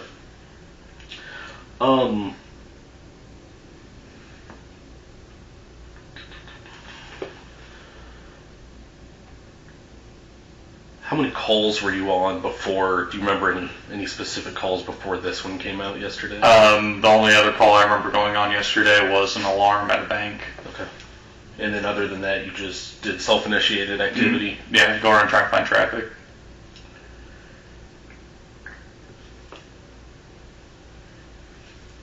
Do you remember where you were when this call was dispatched? Yeah, I was at 151 in Stearns.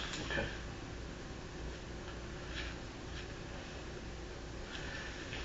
And how did the call come out? It came out as attempted suicide. Okay. Are you wanting to call note kind of version of that too, or? Yes. Okay. The information that I remember we received was the subject had stabbed himself in the stomach. He was on Snapchat. There was blood. And then I also understood that we had had history with the subject before, and he had expressed violent tendencies towards police. Okay. And is that coming from like a call note that you're reading, or is that radio traffic? I believe all that was voice because I wasn't reading much. I was just trying to get there. Okay. Had you dealt with him yourself? I had not personally dealt with him, no. Okay. So this was your first time going to that? Yes. Can you kind of walk me through the path you took there, how you arrived, where you? Yeah. Basically, pretty straightforward. I was already sitting right there at the stop sign at Stearns and 151st. I went east on 151st over to England and north to the street, and I can't remember the exact street number he was on, but basically north to the street is right off England right there. Okay. And what did you do when you arrived? When I arrived, I looked, I didn't see another officer there due to the nature of the call. I waited in my car until I saw a second officer show up. Okay. Do you remember where you parked? I was parked on the north side of the street, about a house down from the dispatched address. Okay. About a house east. Okay. When the second officer arrived, Mm-hmm. what did you do from that point? From that point, I exited my patrol vehicle. Since we had gotten notes that there was potentially blood on scene, I went ahead and gloved up as a precaution and started to make my approach to the house as the other officer was making their approach. Okay.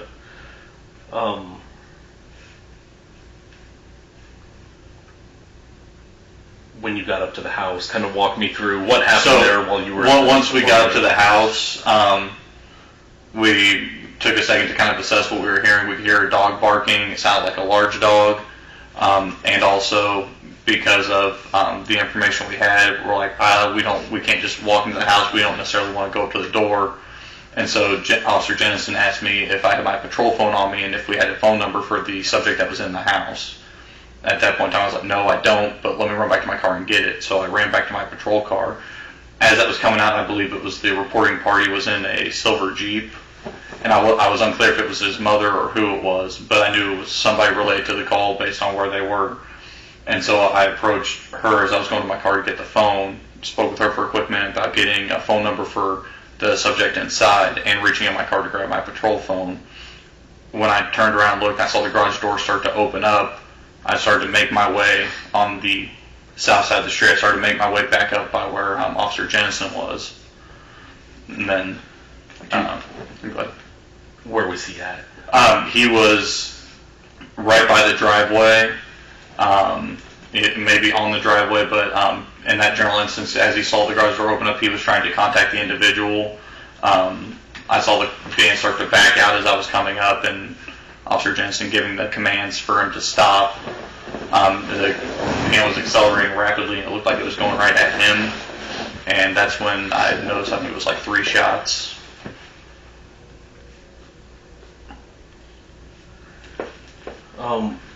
So you said when the garage door opened up, the van was backing up, and you thought it was going towards him. Yes. You heard the 3 shots. About how far away do you think you were?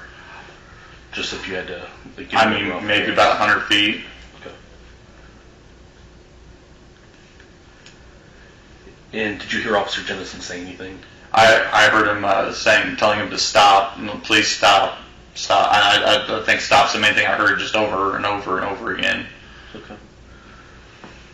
Kind of If you can describe to me what you were thinking at that point. At that point, honestly, I don't know exactly what I was thinking. All I was thinking is there's somebody in a van, and I see the van back towards somebody.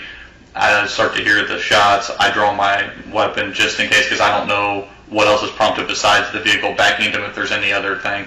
So I try to go to more of a cover position, but I'm pretty far back, so I'm trying to make my way up as I have my weapon drawn to assist in the situation. Okay. So you did have your weapon out too? I did. And quickly, what kind of guns do you, or what kind of weapons do you guys have? Glock 22. Did you have any other weapons, any less lethal or anything like I that? had a taser on my chest. Okay. And my OC on my belt. And were you wearing uniform? Yes, I was. What type of uniform and vest do you wear? Is it an outer vest? It's the outer vest.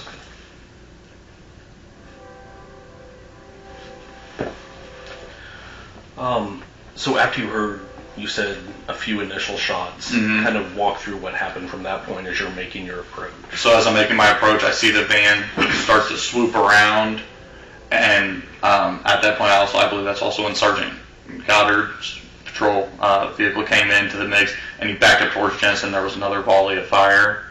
I don't remember exactly the shots, but I still think it was somewhere close to 3. It was just a few, and assess. It seemed like what was going on is I'm still trying to make my way up, and then after that volley, the van ended up across the street. I think it was Officer Goddard and Vendetti were making their way up there as Jenison was making their way up there, and I was making my way over there. Goddard and Vendetti got to the van first, and they told me to just take care of Jenison. So at that point, I holstered my firearm and you went with him? And went with him.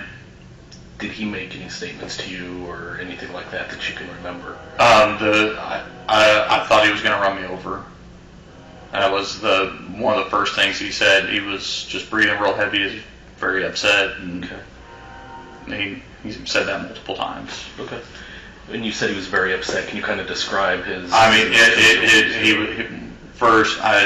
he did a quick check on himself, and then he was just kind of bent over. He's breathing heavy.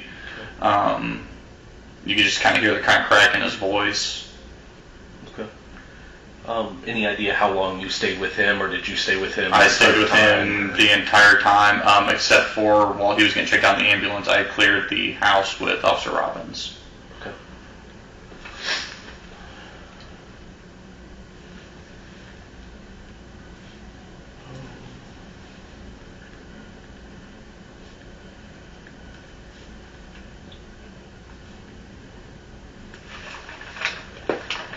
Can you kind of describe and again, this is just your vantage point, you said you were probably 100 I was something like that. rough. Yes, basically I was in the neighbor's yard and making my way up as everything was unfolding, so I got closer as the situation unfolded.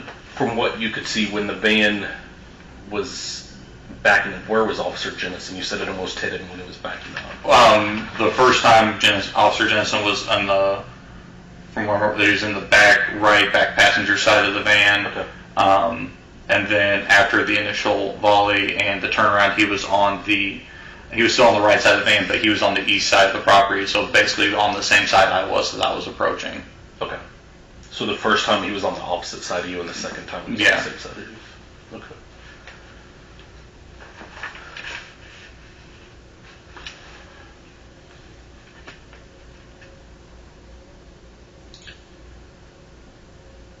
Any other questions? Just some of your previous stuff again. Do you have any other collateral duties as far as any special teams you're on? No. Okay. And you talked about your uniform and you had the outer vest. What all is displayed on the outer vest? I mean, is there like a badge? So name tape, badge, police is on the back in big letters. Is there anything else in the front as far as police? They're different. No. Okay. Was there ever a time you guys saw him in the house? No, we could not directly see him. What do you remember the lighting conditions being? There was a light on. It looked like back towards the kitchen, but the lights towards the front of the house were off. And what about outside? Honestly, I don't remember. I think you've mentioned a couple of names, but what all officers were present? You mentioned Sergeant Goddard, Officer Jenison. Yeah, Sergeant Goddard, Officer Jenison, and Officer Vendetti.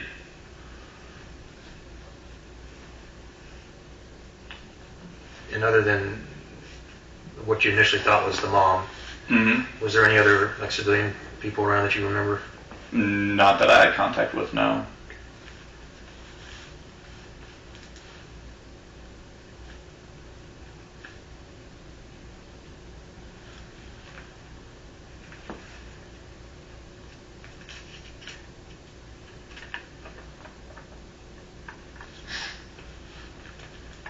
Probably got anything I can think of. Okay. So time for just a second. We're going to step out for just a minute, make sure there's nothing else, and Sure. we'll get you out of here, okay? Understood? You need a Coke or anything? No, I'm all set. I appreciate you guys.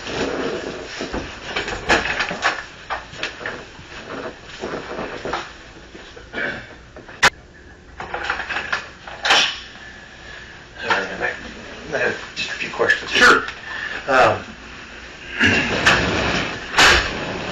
You mentioned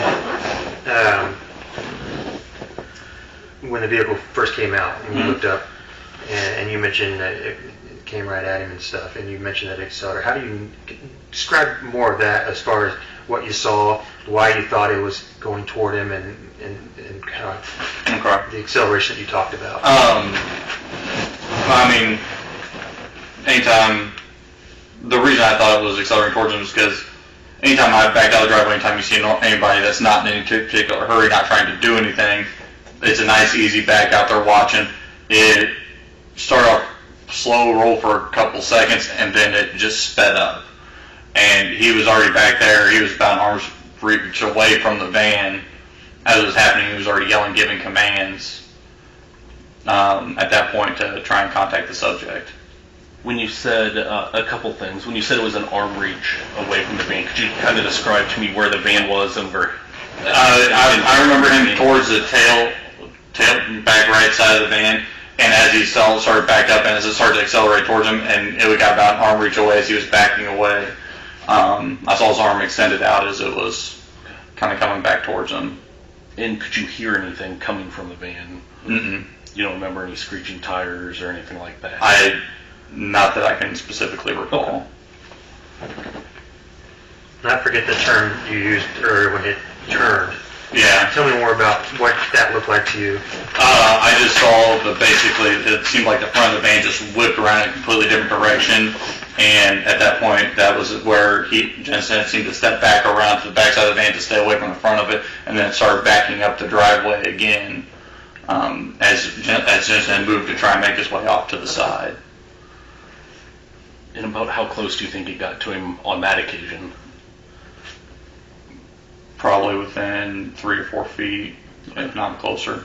And again, could you kind of describe where he was in relation to the van as it was getting with? As it was initially backing up, he was almost directly behind it. From what I remember, he was behind it trying to make his way around to the other side to try and stay away from it.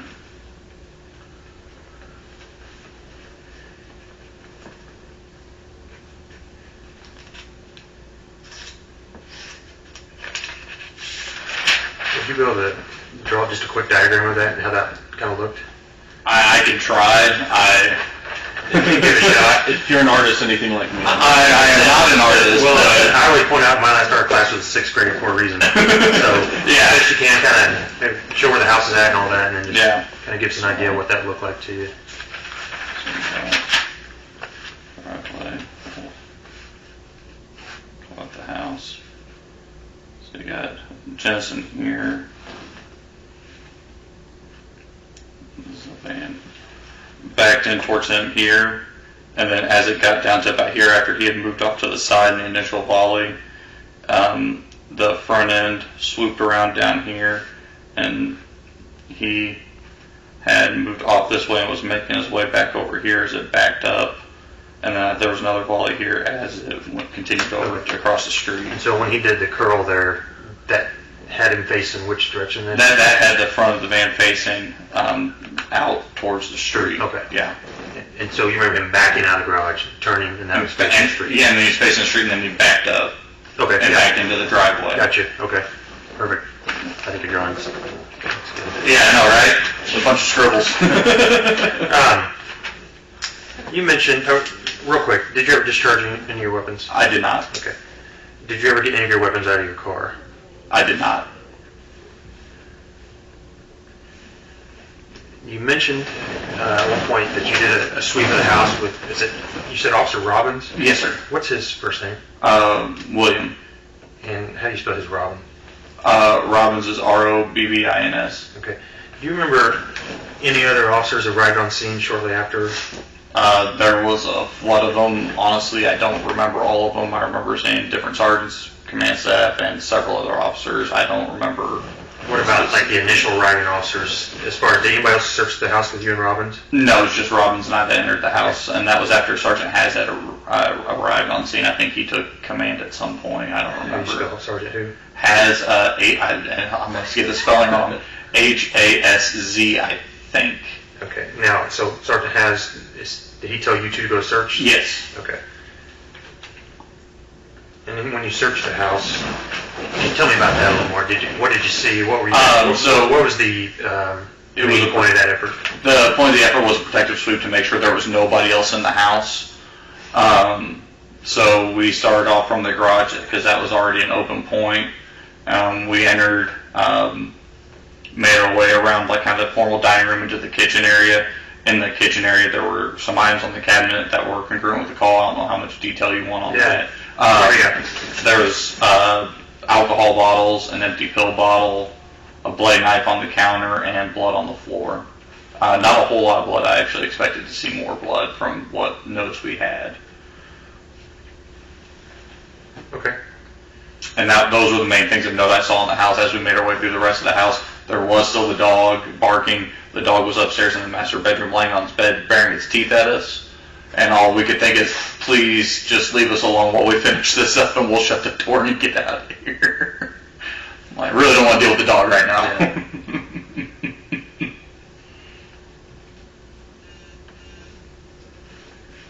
So was there anything else that stands out to you when you go through the house? No, that was the biggest standout, was that part right there in the kitchen. Okay, so after you guys cleared the house, what did you end up doing then? After we cleared the house, I waited outside. After Jenison was done in the ambulance, I walked in back to a patrol car, and essentially we sat on scene until we were told to leave by command staff, and I drove Officer Jenison to Sanders Station for a meeting with detectives and all that stuff.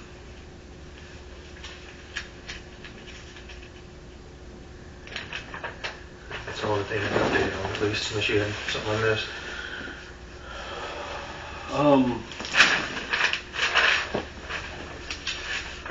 No, I don't think so. I think we covered everything I had notes on. Is there anything else you can think of that you think we should know about before or after? Not that comes to mind, no. Certainly, I'll make sure you get my card and stuff like that. If something pops up later, feel free to give us a call. Definitely. Appreciate you coming down and your time.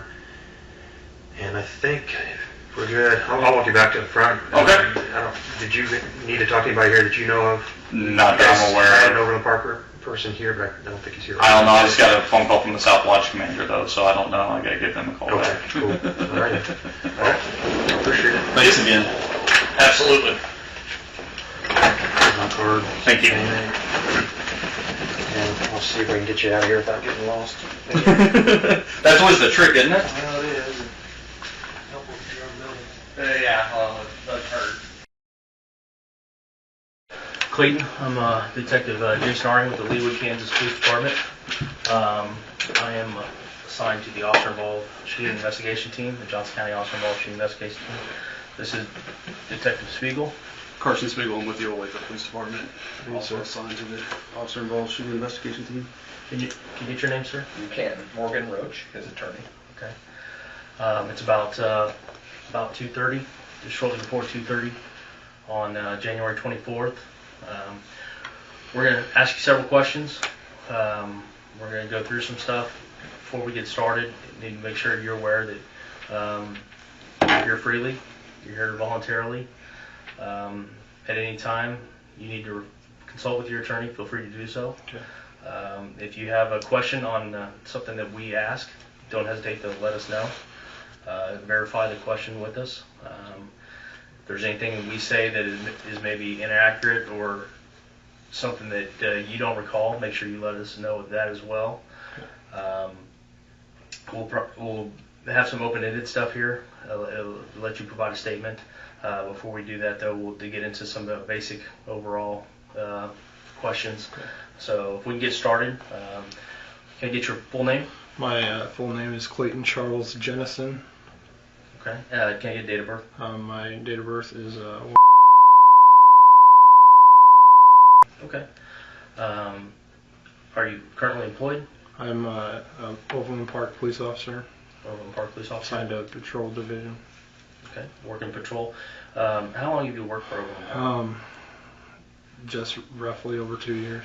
Roughly over 2 years. Do you know when you got hired? It was December 7th, 2015. Okay, December of 2015. Did you have any prior law enforcement experience? No, I had prior military experience. Okay. And did you attend a police academy? I did, yes. Okay. Do you know when did you attend it? That was from I attended the Johnson County Police Academy, Regional Police Academy, from January of 16 to April of 16. Okay. And after the police academy, did you go your current duties? You said were patrol. Yeah. After the police academy, I went through the FTO, or the field training program, from about May to August, and then was released on my own. All right. So you're currently assigned patrol, and in law enforcement, we're pretty much understand that there's a lot of different shifts, and each department does things separately. Can you explain what shift you're on and how Overland Park handles your business? I was on the evening shift, the south evening shift, from 2:30 to 10:30. And we were assigned to districts, and I was assigned to District 234. Okay. And you said south side of Overland Park. Yes. What is your district? What kind of word is that? So the district, Overland Park districts are divided into 4 areas, using 435 dividing from north to south, and then roughly US 69 from east to west. But my area 3 is from 435 down to our southern border, and it borders with Olathe, and it goes to Antioch. Okay. And what is your, being on the evening shift, is starting at 2:30, what is your typical routine of a day? I typically come in roughly, I try to leave my house an hour before my roll call, just to give me enough time to go in, get changed, polish my boots if I need them, change duty uniforms if I need to, catch up on if I have any courts that are coming up, get those arranged, and then I have roll call at 2:30. From 2:30 onward, I go to my district, and I handle the calls in my district and run, look for traffic infractions, typical patrol. Patrol-related duties? Yeah. Okay. So going back to Friday, which would have been, I believe, January 19th. Mm-hmm. What time did you get off Friday evening? It was my day off. So Friday. I didn't have to ask. What is your days off? My days off are Thursday, Friday, and I work from Saturday until Wednesday evening. Okay. So on Friday, about time did you go to sleep Friday and maybe into Saturday? I think it was probably around 10:30. I got up on Saturday with my wife around 8:30, because she has Saturday, Sunday off, so I want to spend time with her before I go to work. run errands if we need to, especially with her being pregnant. I want to be able to help her as much as I can. I understand. Can you take us through maybe what you did on that Saturday, if you recall, prior to going to work? Prior to going to work, I think we went to Hy-Vee, and then I went to not Starbucks, but Dunkin' Donuts, and got a coffee, and just tried to relax with her before going into my Monday. Okay. I mean, that's... All right. So you go to work on Saturday. Can you explain what you're wearing, or what your different departments have different patrol uniforms? Can you explain to your patrol uniform? My patrol uniform consists of black polished boots. They're like they're a blue or navy blue or dark blue patrol pant, which is kind of like a dress pant with cargo pockets. And then I have we're still in the long sleeve, so we're wearing our patrol top. And then I have my patrol belt on, and then I have my outer vest with my issued plate, or my soft armor inside of it, with different pouches and things that I need to do my job as far as being a police officer. So you got like an outer patrol vest, is what some people refer to. Does it have any type of markings on it, or? On the front it has my name, and then it has my badge, and then on the back it says police, and then I have a yellow taser on the front of it. I mean, from boot to my hair, I mean, if you could see me. And on your sleeves, do some agencies have patches on the sleeves? I can't remember what side it's on, but I think my patrol patch is on this side. We don't have another one on this side. It's just, this says Oakland Park Police Department.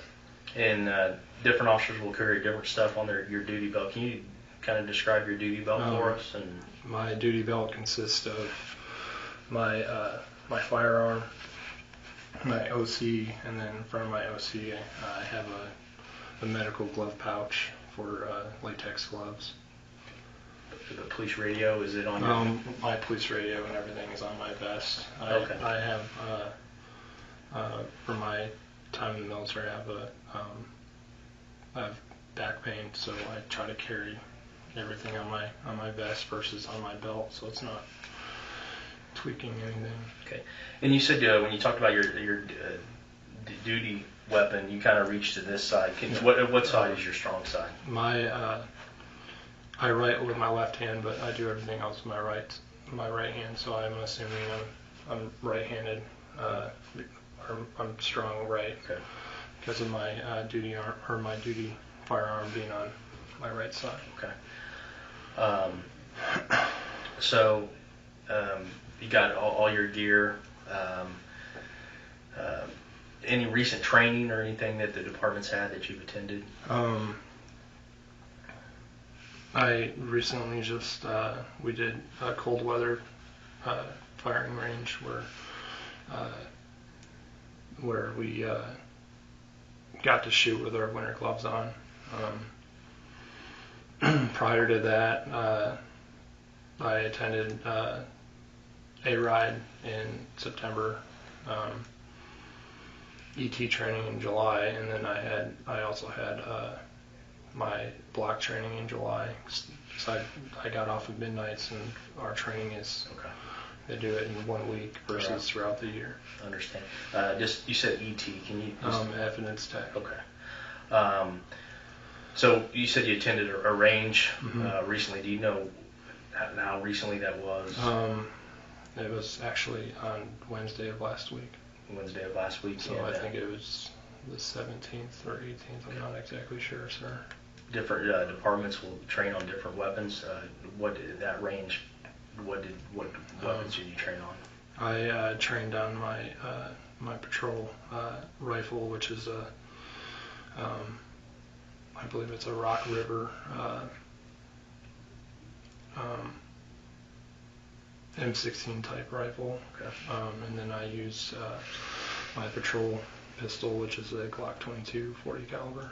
Okay. And on the day you go to work on Saturday, would that be the duty weapon that you would be carrying? Yes. The Glock 22? Yeah. Okay. Dr. Spiegel, do you have anything The only other thing I had was you said you were off Thursdays and Fridays. Yes, sir. So, and you went to the range on that Wednesday. Was that like your normal shift day, or what It was was your? my normal shift day, sir. Right after my patrol, or after roll call, myself and Officer Robbins went to the range, and then once we got back, we went in service and continued the rest of our shift. So you went to range and then you worked your normal shift that Yes, Wednesday. yes, sir. Okay. So you go to work on Saturday, go through briefing, roll call, some people call it different things. Then you said you go to your district to handle calls. What can you take us through the start of that shift and any potential calls that you may handle?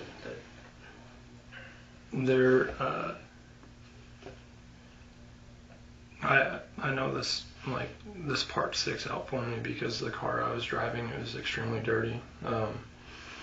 So I drive up to our only public work car wash to get it cleaned. And when I got up there, a fire call came out and I was at, I think it was 91st in Quivira area where our car wash is. Car wash isn't working. I go back down south to where the gas leak is, and that's at 179th in Quivira area. Officer Vedetti jumps that because he's closer. I go down and make sure everything's all right. As far as between that point and when the incident happened, I can't remember what exactly came out. With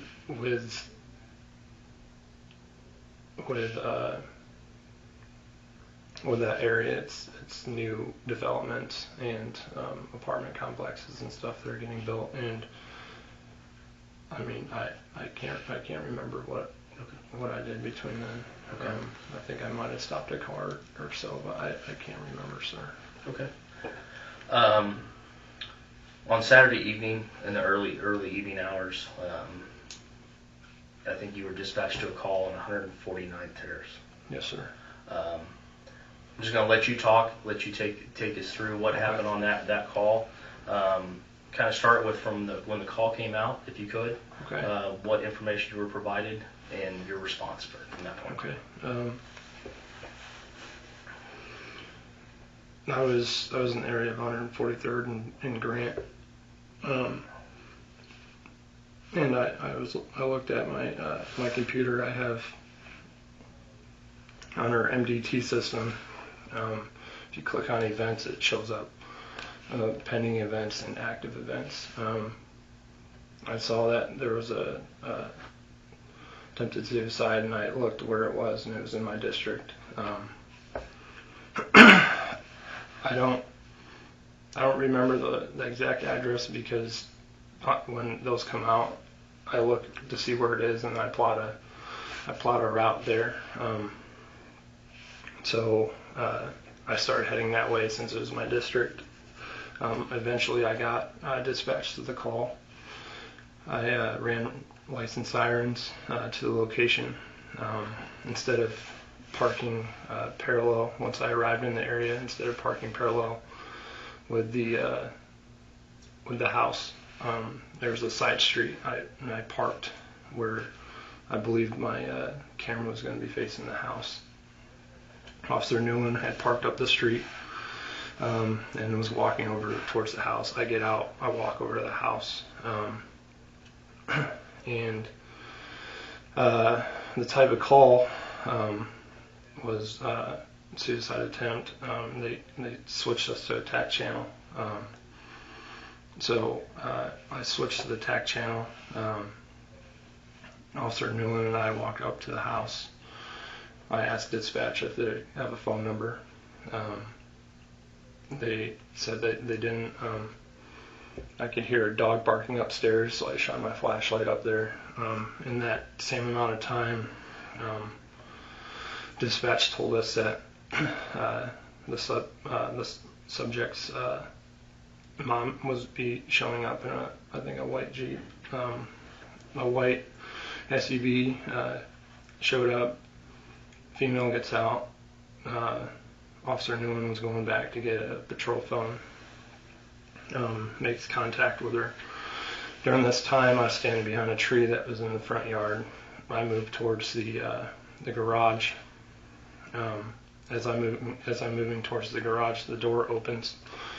To contain the area, and not knowing what was in there and what his relationship was with his mom, and knowing that Officer Newland was on the road, I unholstered my service weapon. I approached the garage door. The vehicle started backing out. I told him to stop. He didn't listen to my commands. I shot. The vehicle accelerated rapidly past me. As I before that, I was practically running backwards. I shoot. He goes past me, still in reverse, does a U-turn, and comes back towards me. And I fire again. It's where I was. I believed he was going to hit me. So I fire again.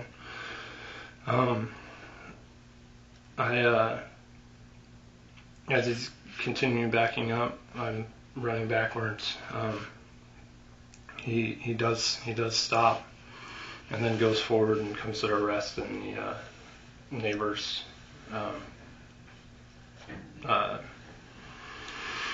neighbor's yard directly across from his house. I approach, I holster my weapon, and to attempt to perform life-saving measures. Officer Vendetti tells me to get back, and Officer Newland escorts me to the back of Officer Vendetti's vehicle, and that's the end of my involvement as far as the incident goes. They put me in a patrol car and try to have me relax. Okay. I'm going to go through and try to, with the information you just provided, I'm going to go through with the information you provided and probably do some follow-up questions here. Just to make sure we get as much detail as possible. Make sure I have everything that I have questions over. So you respond to the scene, and as you're responding, does dispatch provide you any type of information? They provide stating that he has been cutting himself and threatens to stab himself. I can't remember if it was on Snapchat or Instagram. I can't remember what it is, but I know it's on a social media. And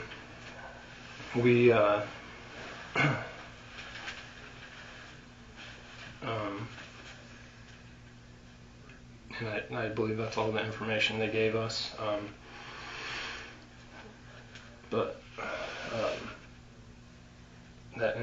That's all I can remember, sir, as far as he was actively cutting himself and was threatening to stab himself. And maybe, I don't know, if you work that district, sounds like this is your patrol district you mentioned.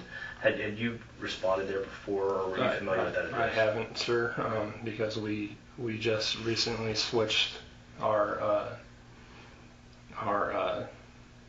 shifts. I came from midnight shift in Area 4, which is from Antioch to Leawood, from 435 down to our border.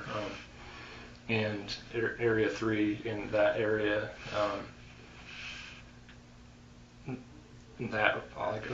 only had that area for 2 weeks up to that point.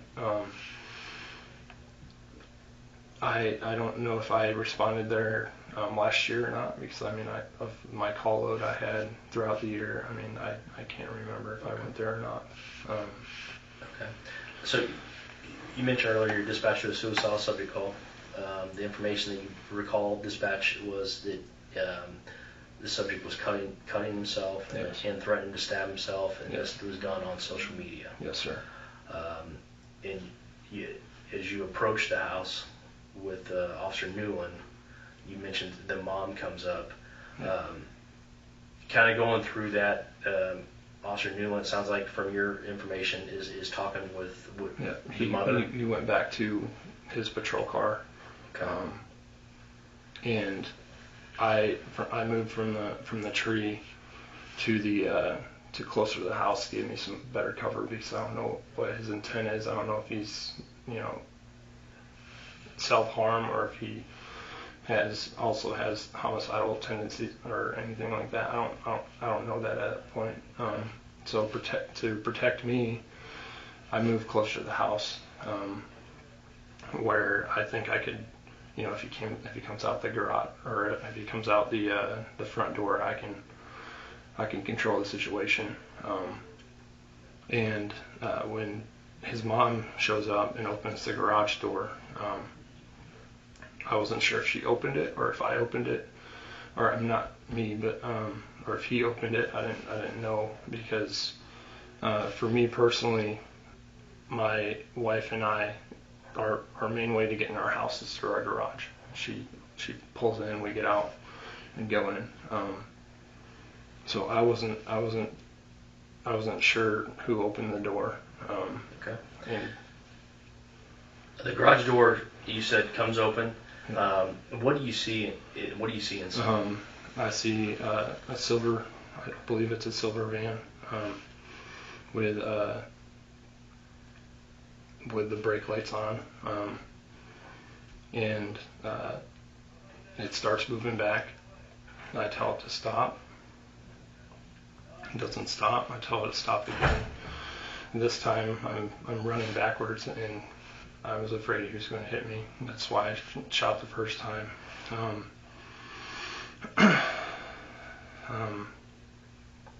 So is that? And I don't want to interrupt you there. I'm sorry.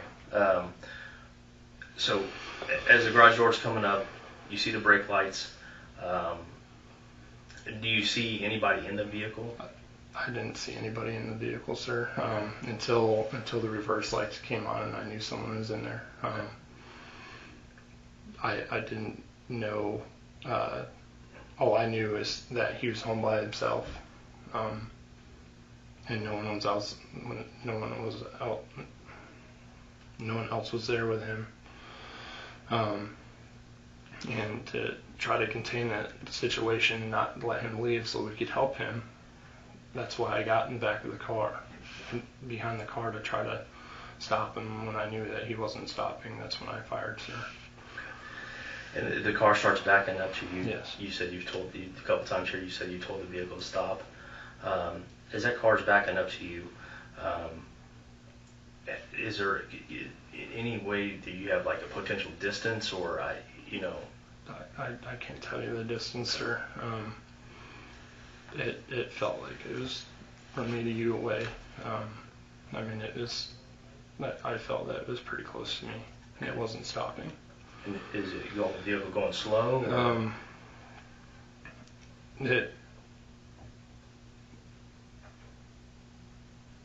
From my memory, it felt it was going fast enough to be a threat and to cause bodily harm to me.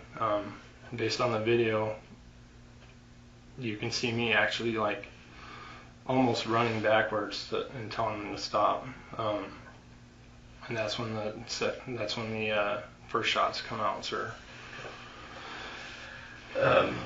Fire shots. Do you have any idea how many shots were fired? I think it was between 2 and 3. I'm not exactly sure, sir. And those shots fired, what weapon Did you have any other weapons with you? I didn't have any other weapons, sir. It was my Glock 22, my service weapon that's issued to me by my police department. Okay. So fire shots at the vehicle, and they just slowly take me through, and maybe we'll go step by step. I shoot, between 2 and 3 shots. Get on my radio, say that shots fired. During this time when I'm coming up to say shots fired, he accelerates, still in reverse, at a unreasonable speed, and he makes a U-turn where the back of the vehicle's facing towards me again, accelerates towards me, fearing that he was going to try to hit me again. I fired my second time. I fired until the vehicle started moving forward again. Okay. So as the vehicle backs out, I just want to make sure I have your statement accurate. So the vehicle, you're backing up.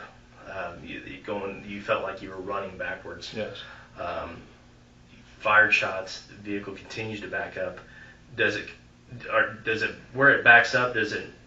And it kind of does a turn. You said a U-turn. Are you positioned where are you positioned in reference to when it does a U-turn? Are you positioned? How are you positioned in reference to the vehicle? From what I remember, sir, I'm positioned right between the wheels, dead center in the front and the back of the vehicle. And when it spins around, I'm right dead center aligned to him coming back, and he accelerates back towards me, and then I fire, sir. Okay. So fire, which kind of be maybe the second round of fire. Yes, sir. Do you have any idea how many rounds you fire? I think it was between 5 and 7. I'm not exactly sure. Okay. Anything you can see at this time? Are you able to see the driver at any point? I didn't see him at all until I went up to try to do life-saving measures, and I was told to leave. As the vehicle, you said the vehicle backs up to you and you fire, and what caused you to stop firing? The vehicle started moving forward, and I felt at that point it wasn't a threat anymore as far as him going in reverse. It was going away from me. That's when I stopped firing, sir. Okay. At this point, do you recall, was there any other officers on scene with you? I know you mentioned Officer Newland. Officer Newland, Sergeant Goddard, and Officer Vendetti. Okay. Are you able to recall when you observed them, or Officer Newland was there first? You guys approached the house, according to what you said earlier. At what time does these other officers arrive? The only person that I knew showed up was Sergeant Goddard. When he pulled in front of me, I didn't see Officer Vendetti until he ran over the vehicle. Between the shots fired and when the vehicle starts moving forward, I don't know when they showed up. I just know they were there. Just to clarify one thing, when he's initially pulling out of or backing out of the driveway, you said you fired your initial series of shots there. Yes. And then you stopped to get on the radio. I stopped to try to get out of the way and get on the radio. Okay. Why is it you stopped firing at that point in time? I am not exactly sure, sir. Because after watching the video, I think it might be because of the brake lights coming on, but I'm not 100% sure, sir. There's something you touched on right there. You just mentioned get out of the way. As that vehicle was backing up, after the first round of fire, you just mentioned getting out of the way, just in that little statement there. Can you maybe explain that, or do you know your movements? I don't, sir. Okay. All Do you have any? So after the vehicle crosses over the street and goes up in the yard, can you walk me through that? What you did after that? I approached the vehicle. I holstered. I believe I don't exactly remember what side I was on, but I approached to assist the other officers in doing whatever I could to help him, because that's what we were there for the first. Like, we were there to assist him and making sure that he, that this didn't happen. My intentions were not to shoot him. My intentions that day were there to make sure that he was all right and we got him the help he needed. Once I approached the vehicle, I believe it was Officer Videtti told Officer Newland to get me back, and then we went back to behind Officer Vendetti's vehicle until we got a scene or perimeter put up, and I was moved to a different vehicle. Anything you remember with you and Officer Newland after? I remember breaking down and saying that I thought he was going to hit me. I was extremely emotional, crying. At one point, I think I dry heaved. Didn't fully throw up, but it was definitely shaken up. We're gonna step out, take a break, just make sure, see if there's anything else. Do you guys want to hang out here, or would you rather step out? We can step out for a minute. Get some air. Can I leave my jacket? Yeah, absolutely. Do you want to take a drink with you?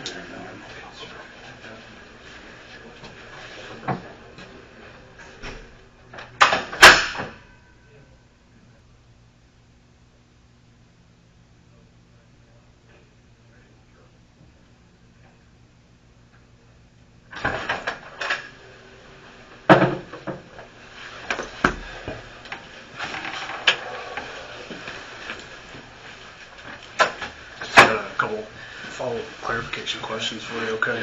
Clayton, we're just going to go back through just a couple things.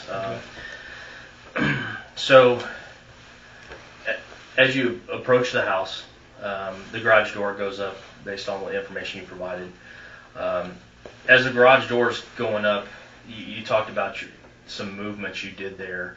Can you take us through your movement as that garage door goes up, and what's going through your mind at that point? Okay.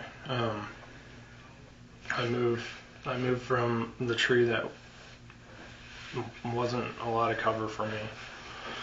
Moved closer to the house,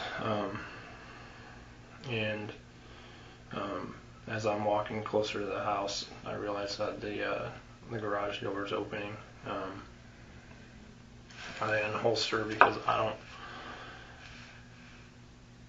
I know I'm there for someone that's attempted suicide, but I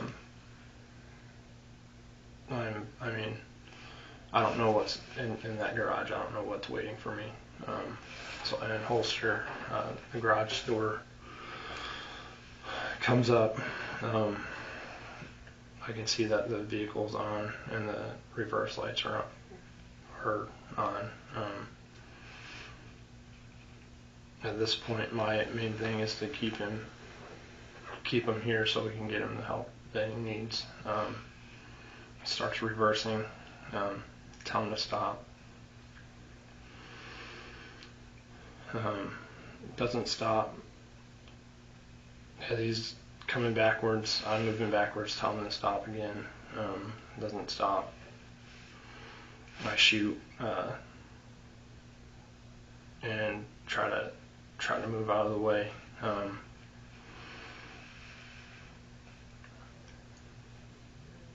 And that's when I get on the radio saying shots fired. As that vehicle starts to move backwards and you're telling you said you told him to stop. What are you thinking? I'm thinking he's going to hit me.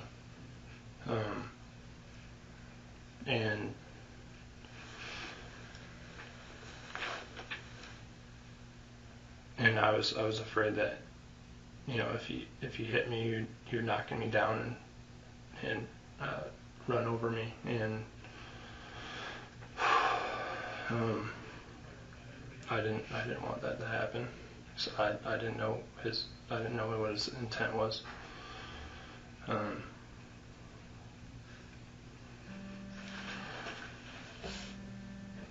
guys. That's all right.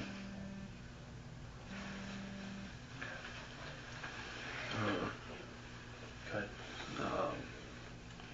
Clayton, if you have something, go ahead. If you want to say something. Okay. Outside of your attorney, your wife, people outside your peer support network, have you discussed this incident with anybody else? No. Okay. Is there anything a question we didn't ask, or is there anything else that you think is pertinent to this investigation, or your statement, anything that you feel that we need to be brought up? I don't think so, sir. I think I've said what I can recall, to the best of my knowledge and what I can recall, sir. Okay. Is there anything that No, I think we covered it. Okay. Thank you guys. Appreciate you coming in. All right. Thank you for coming in, Clayton. Thank you guys.